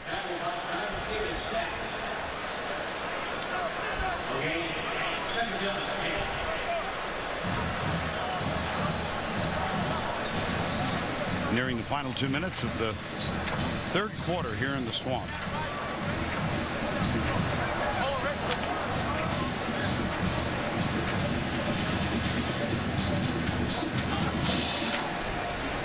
Driscoll injured in the first half of play.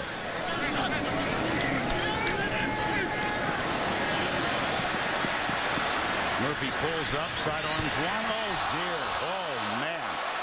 It bounced off Solomon Patton's shoulder. Yeah. I mean, Murphy got him into a play that should have been made. He throws a beautiful ball, and this is a rather easy catch for a Division I receiver that's recruited by Florida. And he knows it. 4th and 10. Third, I'm sorry.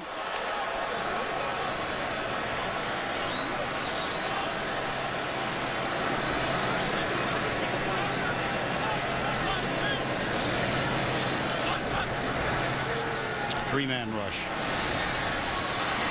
Patton slips a tackle. Got it, first down.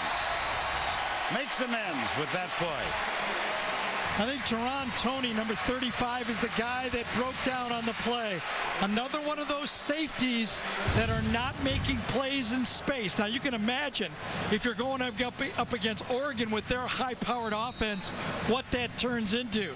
But that time, number 35, Toney, did not make the tackle. Should have been a position where Florida either had to go for it on 4th down or kick a long field goal. Now Matt Jones is back in with Hugh Joyer, number 41.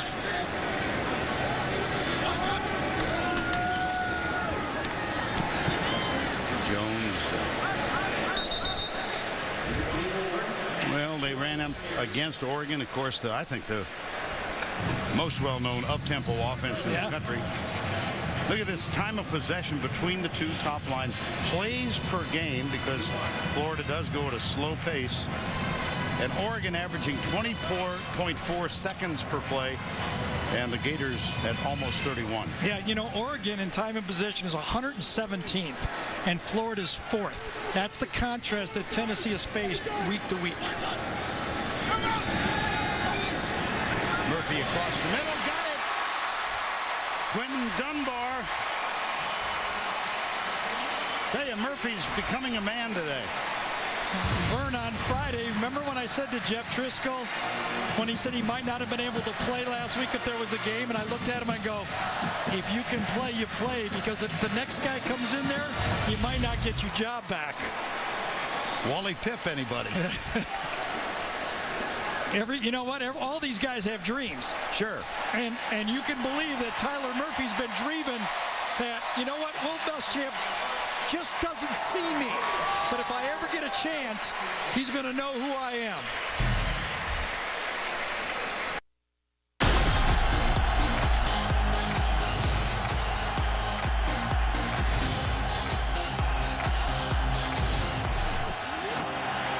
We begin the 4th from the Swamp in Gainesville, Florida, with Tracy Wolfson, Gary Danielson, Vern Lundquist here.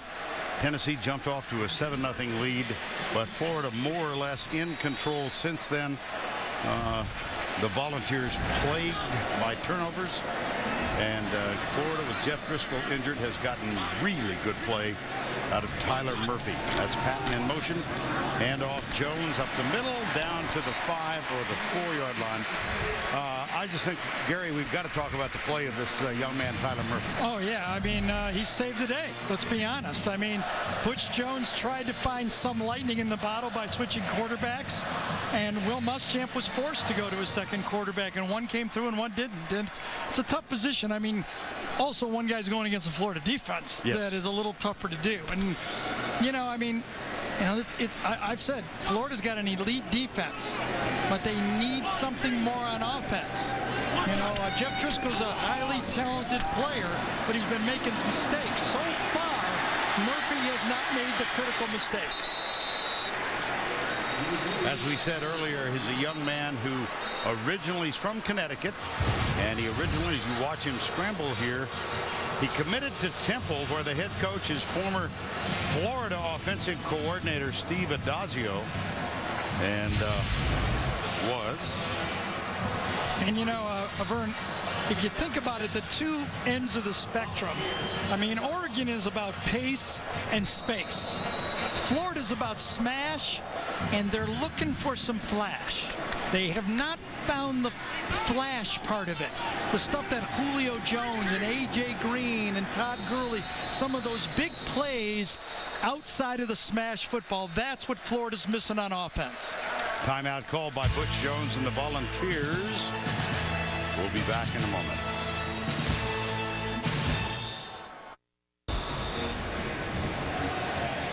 You know, the other part of this, going back, Vern, we were talking about Tyler Murphy, is you never know when a guy is just going to be a gamer. You know, you watch him in practice, and, you know, he doesn't really turn you on. But remember, the quarterback's not being hit in practice. He's taking the second team against the first team. Some guys can't handle the crowd, and some guys just can't. And you never know it until they get in the game. Murphy most impressive in this one, coming on after Jeff Driscoll suffered an injury to his right ankle. 3-man front for the Volunteers. Quarterback draw, that was designed. Oh, wow. Touchdown, Gators. Murphy all the way.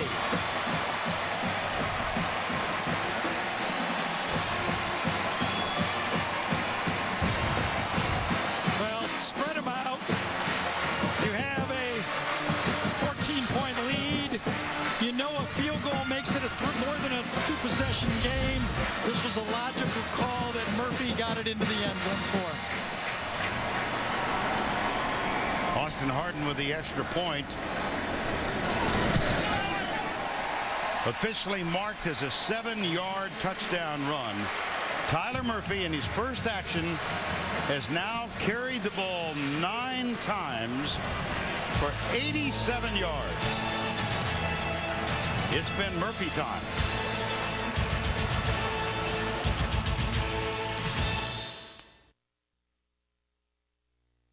And now it's time for our Geico game recap. Well, it was Tennessee that jumped off to a 7-0 lead. Jeff Driscoll picked off by Swafford. He went down the sidelines on a 62-yard interception return, and it was on that play that Jeff Driscoll suffered the right ankle injury. He was already playing with a brace on his sprained left knee. 7-0 Tennessee with 4 first-half turnovers. Here was the ugliest of the quartet, and that was intercepted by Cummings. Now here's a wonderful play by Solomon Patton, zipping down the sideline and in for the touchdown. 17-7. Mac Brown got a good block from Joyer, hopped into the end zone. 24-7. Here was Matt Jones, another running back. That made it 24-10 after a Tennessee field goal. And just a moment ago, Tyler Murphy, he's never lettered at Florida. He's a junior and getting extensive action in this game and coming through in a big, big way. 31-10. Austin Hardin will kick off. Vincent Dallas is deep. Florida might be just a few moments away from winning its 9th in a row in this series.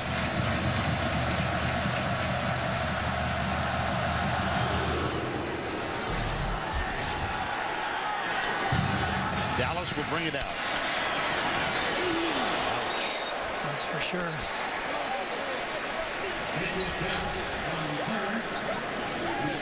Davis with the tackle. Probably the most dangerous play we have in football is the kickoff. 2 teams lining up, running a 40-yard dash at each other, and there's a lot of heavy collisions. One reason the NFL has changed this rule. Oh, yeah. And I think that the college should even look more into what to do with the kickoff. Still too many players getting hurt on it. 31-10. Justin Worley removed as the starter in a decision made, well, officially made last night. But he's back low. Boy, wow. And that's good. Oh, is that targeting? We're going to get called. I wonder. Brian Poole, this is the most controversial new rule. And this happened in the second half, so he's, this is going to hurt him next week. Oh, yeah, that's penalty. He's out. Guess what? He's out of the game. And remember, they've already lost. Now they're down numbers. And that is a clear penalty, and that's exactly what they're trying to get out of football. Targeting an offensive player above the shoulder, number 24 of the defense. By rule, number 24 is disqualified. We were told by the replay officials they will review every one of them because it's such a big penalty. But I can tell you that one's going to be upheld. And rightly so, right, Yes, Vern? oh, I so agree. Last week, Clinton Dix. Yep. That's a tough name to get right. He was called for targeting, and it was overruled by the replay official. Here's Rule 9, Section 1, Article 3. No player shall target or initiate contact against an opponent with the crown of his helmet. When in question, it is a foul. I think this, to both of us, was clearly targeting. Yep. It's an instinctive play. I get that. But there's last week, this was where Clinton Dix went for it. The ruling on the field is confirmed. Number 24 is disqualified. 1st and 10. And he knew it. and his teammates knew it. We understand it's instinctive, but it still has to be coached and by rules and penalties kind of legislated out of the game so the players realize what they can't do.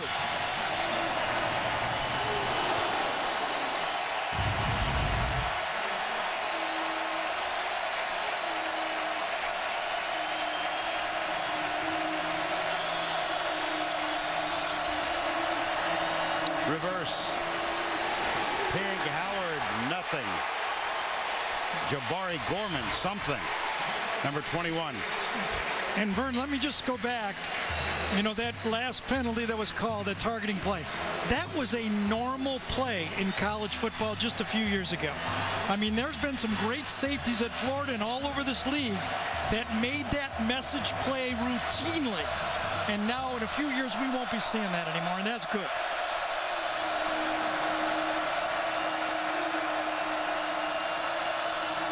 Worley. Nice wrap-up out there. Jalen Watkins on Marquez North. Yes, it was. And the coaching technique that the coaches are telling the defensive players, if you don't want to get called, bring your arms. Watch him bring his arms and wrap up. If you wrap up, you're very unlikely to get called for a targeting penalty.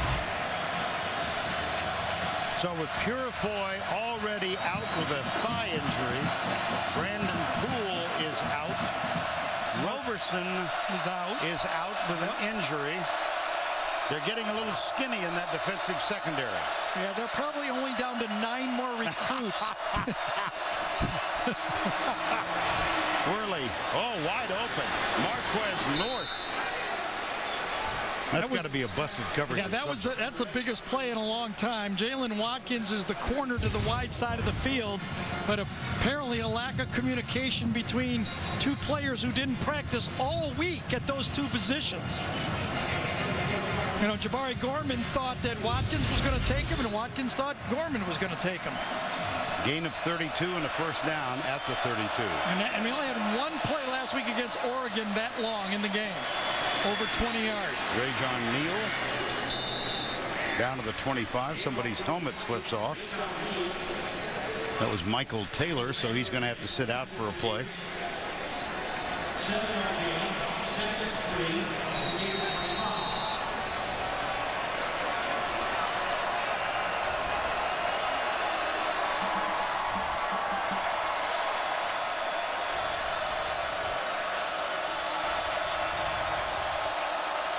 There's that shift again by Easley.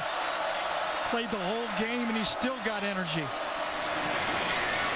Neal going left inside the 20. And Antonio Morrison, number 3, made the tackle. Shift down. He's got his own way of doing it. Oh, goodness. Well, he's got an engaging personality. Yep. And his coaches say he is among the most competitive players on the team. Also notable for his quickness off the ball.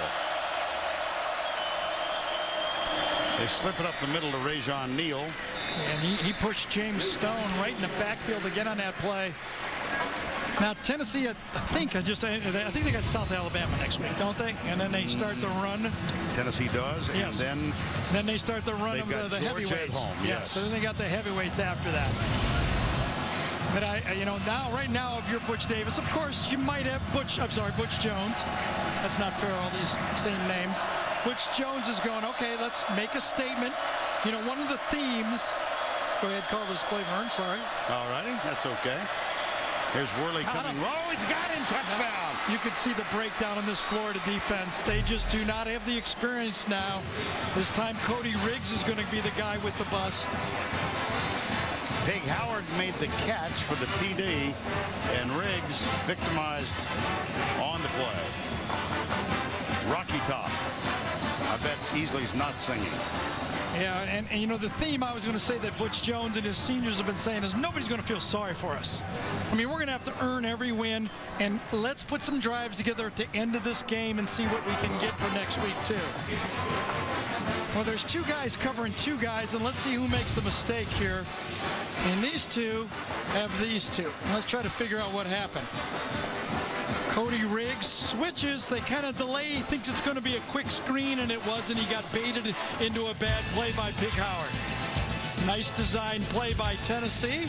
And hey, down 14. We've seen this before, right? Let me see if there's a Johnny Manziel over there. No, I don't see one. 10:20 to go in the game. A nice drive by the Tennessee Volunteers. 31-17. Driscoll out. Ankle injury. Murphy 8 for 13, and he's rushed 9 times for 87. Florida with 362 total yards against a Tennessee defense that yields a few. 678 to Oregon last year. And this is a Tennessee defense. I don't mean to pound on folks, but they were dead last in the SEC a year ago with about 6 different categories. Let's do an attaboy for Justin Worley, though. He lost his job. He stayed ready. He got in the game, and now he's 7-11 for 89 yards. He's done his job. Solomon Patton on the kickoff return gets a downfield block and then skips out of bounds. That block was from Trey Burton. Let's revisit the day making a memory for Tyler Murphy. Well, it started out with an easy pass. That's good coaching. Got a guy coming in the game. Don't give him difficult passes. It turned out to be a big play. Dunbar helped out his young quarterback. It was a perfect throw, but a better catch. And then Murphy's legs have been a story in the game. On busted plays and break plays that weren't really designed, he made plays outside of the offense. Ball on the 38-yard line with 10:11 to go. Big stop here for this Tennessee defense. Let's see if they can put a little pressure on Florida in this game. Matt Brown goes right. Tackle near the 40, perhaps just across it. Daniel Hood, number 97. Dontavis Sapp, number 41. That's Butch Jones, who's most impressed him in his first season. And defensively, Dontavis Sapp was the first guy he mentioned, wasn't he? 31-17, under 10 to go. Brown. And let's get more on the Jeff Driscoll injury. Here's Tracy. Well, guys, we saw him being taken to the locker room. We know that he went for x-rays. And remember, Florida does not give any injury information out, so we don't know what the result of those x-rays were.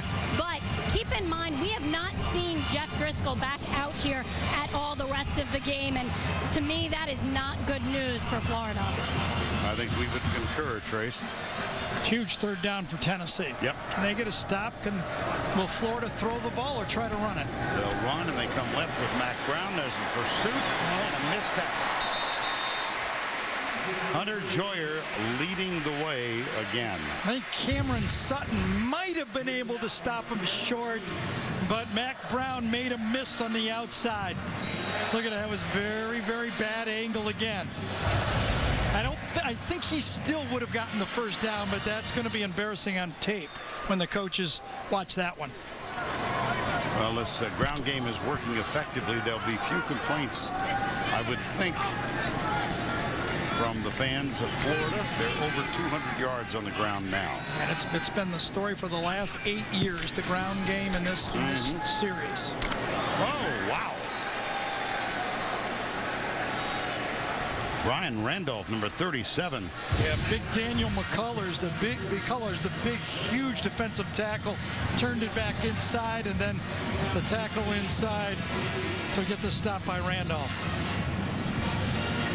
You know, not only is Brent Peace and Will Muschamp now protecting their second-string quarterback, but they need to take clock off because they're hurting in the secondary. They only got 5 live guys in the secondary that practiced at all this week, and you can see they're already making mistakes. Second down and 13. It'll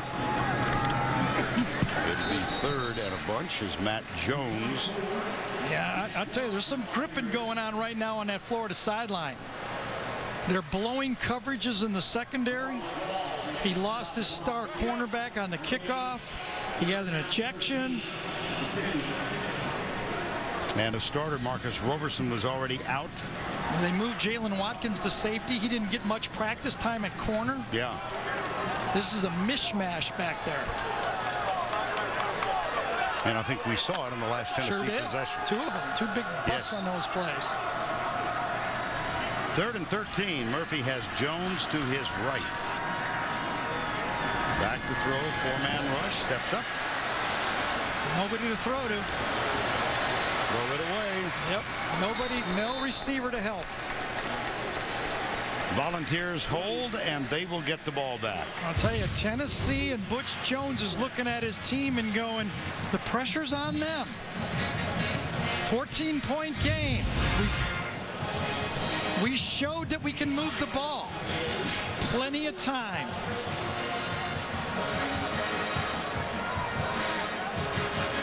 Kyle Christie on to punt, and Jacob Carter is the return man. Well, the Volunteers scored on a touchdown pass from Worley to Pig Howard to get within 14 on their last possession. Here's the fair catch made just inside the 10. It was Worley who was in relief of Nathan Peterman today, and he's played very well. He finds Pig Howard over Cody Riggs, and Muschamp gave his defensive back more than an earful.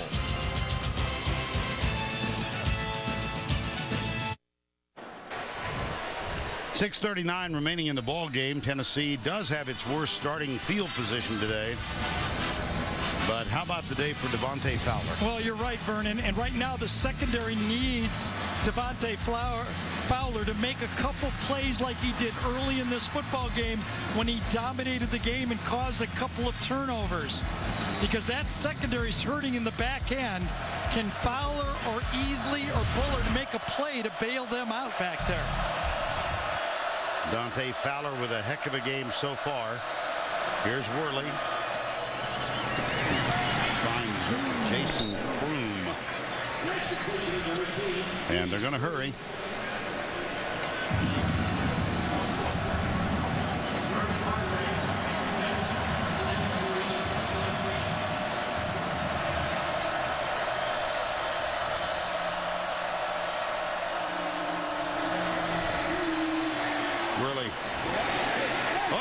Picked off. Intercepted by Jabari Gorman. That was just a prayer of a throw. He didn't have what he wanted. Florida's playing zone. Florida hates playing zone. They're sitting back. They've got deep safeties. They're playing a 2-deep zone. And watch Justin Worley turn and look and look and look and then throw off his back foot to the right without even thinking into double coverage. Terrible mistake at this juncture of the game. 5 turnovers for Tennessee in the ball game. Butch Jones with a word for his quarterback. All right, Tim, thank you. 28-24 in that one. It's 31-17 here. And Justin Worley, ill-advised throw, intercepted. Yeah, I want to point out a little more to this, and just to salute a guy who plays through every play.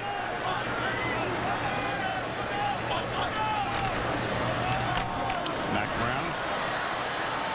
Brent Brewer. Let's go back to Remember that what I was play. saying, somebody up front needs to help this young secondary. Well, watch Dominic Easley. He's going to get matched up against the offensive guard Bullard right here. Watch what effort can do to the quarterback. Gets double teamed and then he spins, and I think it double clutched Worley's throw. Just enough where on a play where, you know, and he's explaining to him exactly what he did on the play right there. And there's a guy that's got a motor that I would like to have on my team. I mean, he's a true All-American, one of the best defensive tackles you'll see in college football. Nice gap on the right side, and Mac Brown exploits it. And let's answer our Facebook poll question, who's most on the hot seat? And only 4% picked Bo Pelini, only 35% Lane Kiffin, 61% Mac Brown. It reminds me of something that a former Florida coach named Ron Zook once said: there is noise in the system. Right. And that applies to what's going on in Austin right now. Well, these big jobs, you know, these icon universities, they pay well, but you just have to win them all. That's all. Yeah, that's right. There's Mac Brown again. Well, Will Muschamp, in our conversation with him yesterday, was talking about Jeff Driscoll and the criticism Driscoll is receiving. And Will said, be careful what you ask for. Yep. You want to play quarterback at Florida? It kind of comes with the territory. You want to be the head coach at Florida? It kind of comes with the territory. Or Texas or Michigan or everybody else. Muschamp said, it's a lonely seat. Time call. You know, I have all the respect in the world for these players that go through these transitions with these coaches. I mean, after this play, if it's not a big one for some type of... And it's not. It's AJ. Just think about this. You know, they're going through a transition with a coach. I mean, they run just as many wind sprints as Alabama. They have the 6 a.m. work, lifting all off season. They have to change everything brand new for a new coach and buy in. And I want to be honest, I don't know if this Tennessee team's going to win the championship, but hopefully if I was Butch Jones, I would say, help me lay the foundation for some other team in the future to win the championship. And that's what this team might be remembered as. Well, we were chatting with him yesterday on the phone from their hotel in Ocala, and he said brick by brick. Yes. I remember when Jim Tressel went to Ohio State, he did the same thing with that first team. They set the tone, then they went forward. There's a loss on the play. 3:45 to go. Well, Peyton Manning, who was probably the most illustrious ex-football player in Tennessee's recent history, now playing for the Broncos. He came back to Knoxville this summer and spent 3 hours with the entire coaching staff just watching film and talking about the transition. I happened to see him after a Bronco preseason game. He went out of his way to tell me, I love this coach and I love his commitment. He wants to be at Tennessee, unlike a certain other guy who bolted for Southern California. Butch said, these kids have had 5 or 6 position coaches. I mean, from rocky top to bottom. And this decline, and we all respect and know Philip Fulmer, but his last 4 years included 2 losing seasons. Then the wretched experiment with Kiffin.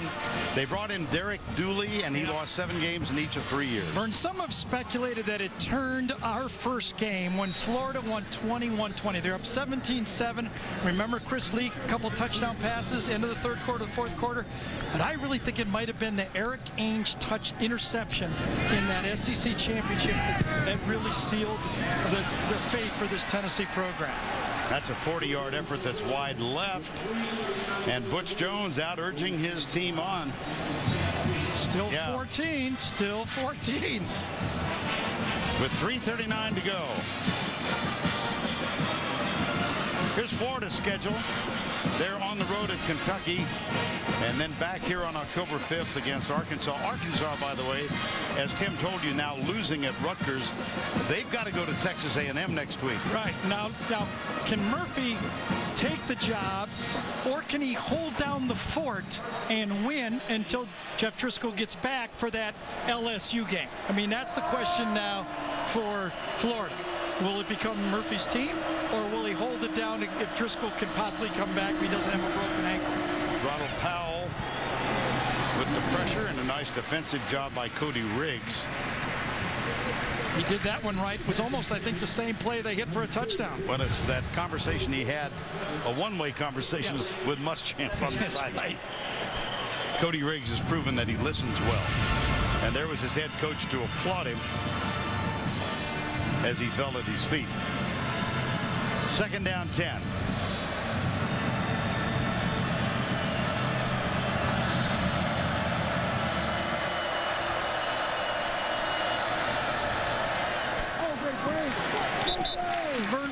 think Tennessee needs, and Butch is going to look for it all year. Remember, I'm going back to that Tressel thing because I was doing those games back. Remember, Tressel got that win at the end of the season at Michigan and kind of said, listen, what we're doing is right. We're on the right path, and ended up leading to a national championship just a year later. Where is Butch Jones going to get that big win that Derek Dooley never got? There's a ball. Oh, Pig Howard knew that he was going to get belted, and he concentrated on making the catch before the contact came. Yep. I mean, this is one where if you're a defensive coach, you say this can't happen. A guy throws a pop-up down the middle of the field and he gets a completion, but it did happen, and still, hate to say it, still a football game here. Got to really admire the way these Tennessee players have hung in this football game. Worley. Best throw of the day. Another one that's on the mark to Jason Kroom. Yep, best throw of the day for either team, I think, basically. That was a beautiful rocket by Worley. Gain of 24, and the Volunteers hustle to the line. 3 minutes to go, and a 14-point deficit.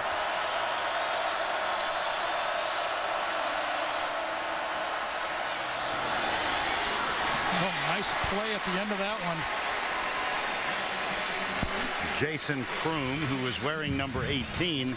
There's another 18 on this team, Stockstill, but he just plays special teams. Yeah, Jalen Watkins made a wonderful play. Remember, in college football, you don't have to turn back and look for the ball. And Watkins played the hands of the receivers, and I think if he hadn't made that play, that would have been a touchdown. It's gripping time here for Florida, I'll tell you. You know, the game was a sellout, but even when the game kicked off at 3:30, the far side, the upper 10 rows were empty, and even more so now. Every game at Florida has been sold out for quite some time.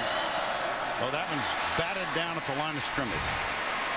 And here's another third down. Damian Jacobs knocked this one down, number 4.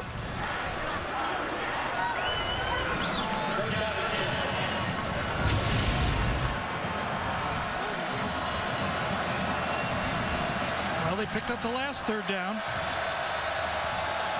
and they got 2 more tries to pick up this one.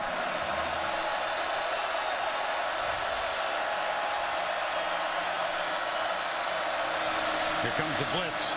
Nice blitz pickup. Worley goes right up in the air, tipped away. It was intended for Josh Smith, and there's the true freshman Hargraves. And look how instinctually he played that play. A lot of pressure. He doesn't panic. He stays with his guy, turns around, goes up, and just bats the ball down. That's stuff that you cannot teach. I mean, as I said, he came in with huge hype, and he's exceeded it. So on 4th and 10, Tennessee obviously goes for it, trailing by 14. 4-man rush. Worley steps up, comes near side, overthrows his receiver. Pig Howard, ball goes over on downs. Let me start with Tennessee here. I think the Tennessee coaches will tell their players after this game, we've improved. I mean, what we did last week when actually Butch Jones used this word, we were embarrassed, okay? I don't think they have anything to be embarrassed about. Bad start. It was an embarrassing start, but they hung in this football game. There was enough embarrassing for both teams in that first half. But they hung in and made a game out of it. They've used their last timeout.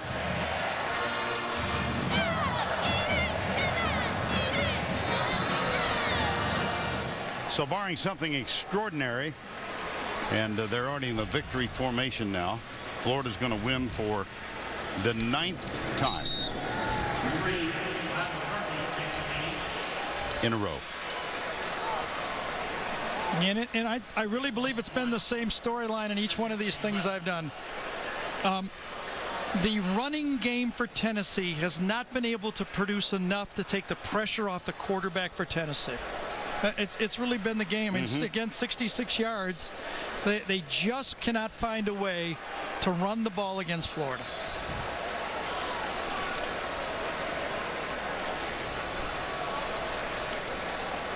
And Tyler Murphy takes another knee.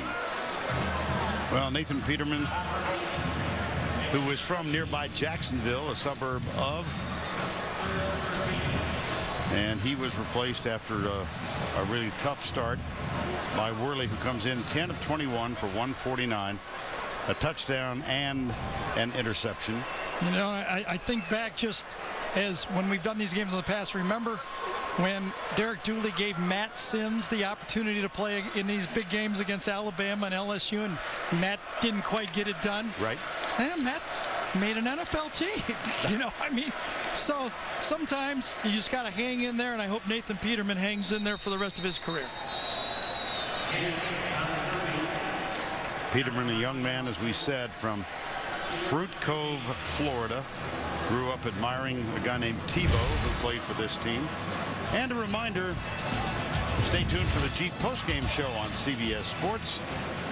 We'll bring you up to date on all the mismatches in college football today. I think the biggest question coming out of this game is, yes, we knew the elite defense for Florida, but can that man play enough quarterback for Florida to survive and get where they think they should go? That's the question from this game.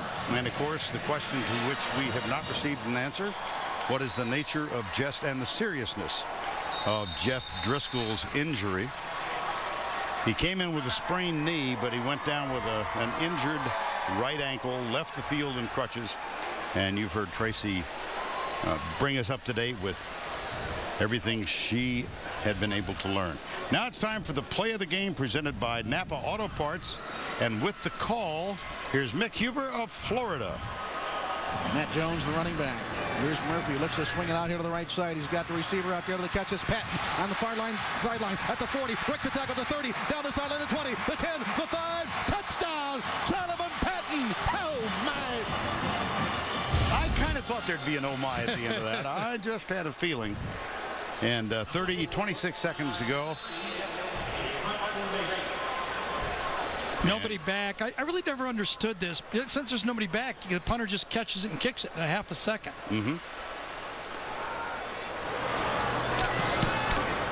Here's the punt.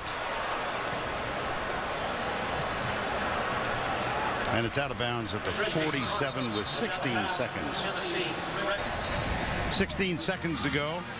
Want to thank our guys in the booth with a special shout out to David Moulton. He's still here.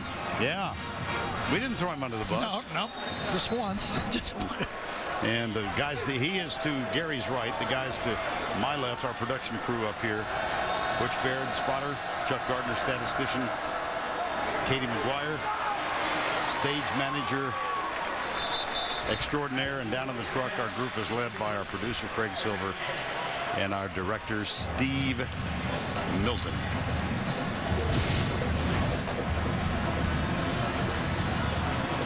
Oh, dear. Geez. Wow. Be careful. That was Dante Fowler. Ooh.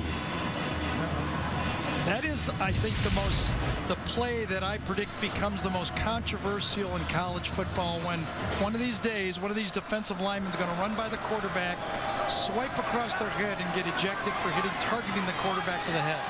This will be intercepted. Picked off by Marcus May, the freshman safety, and Worley is picked off for the second time. That's the last play of the game.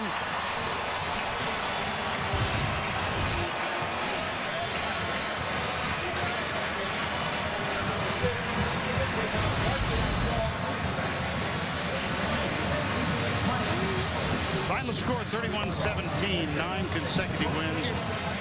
Congratulations exchanged and commiserations in some case between Will Muschamp and Butch Jones. One of the stars of this game, defensive tackle Dominic Easley.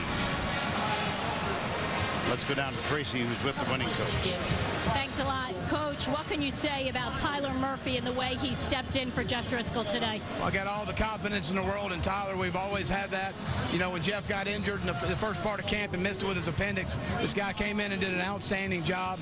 We got we're proud of this guy, man. It's a great job coming in, created some plays with his legs and his arm. He directed our offense in an outstanding manner. He's the reason why we won the football game today. Before we move on to Tyler, I have to ask you, have you heard about Jeff Driscoll what's his status, and how much longer we might see Tyler Murphy in a quarterback? Tyler Murphy will be our starting quarterback. Jeff's going to be out for the season. They told me that at halftime. There's some sort of surgery's needed. I didn't get all the details. Disappointed for Jeff, but you know, one man's misfortune's another man's opportunity, and Tyler's going to step up and play well for the Gators. Thanks a lot. Appreciate it.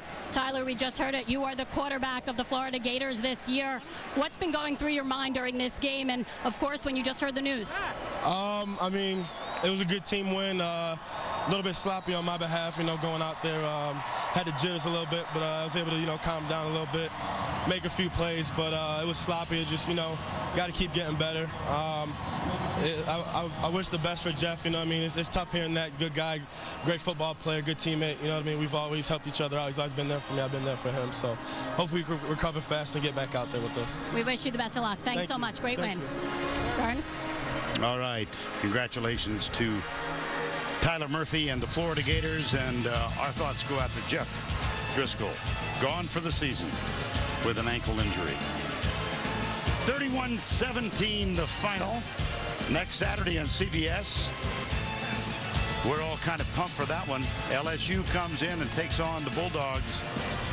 Between the Hedges for Gary Danielson, Tracy Wolfson, Vern Lundquist. Final score 31-17. Jeep post-game shows next.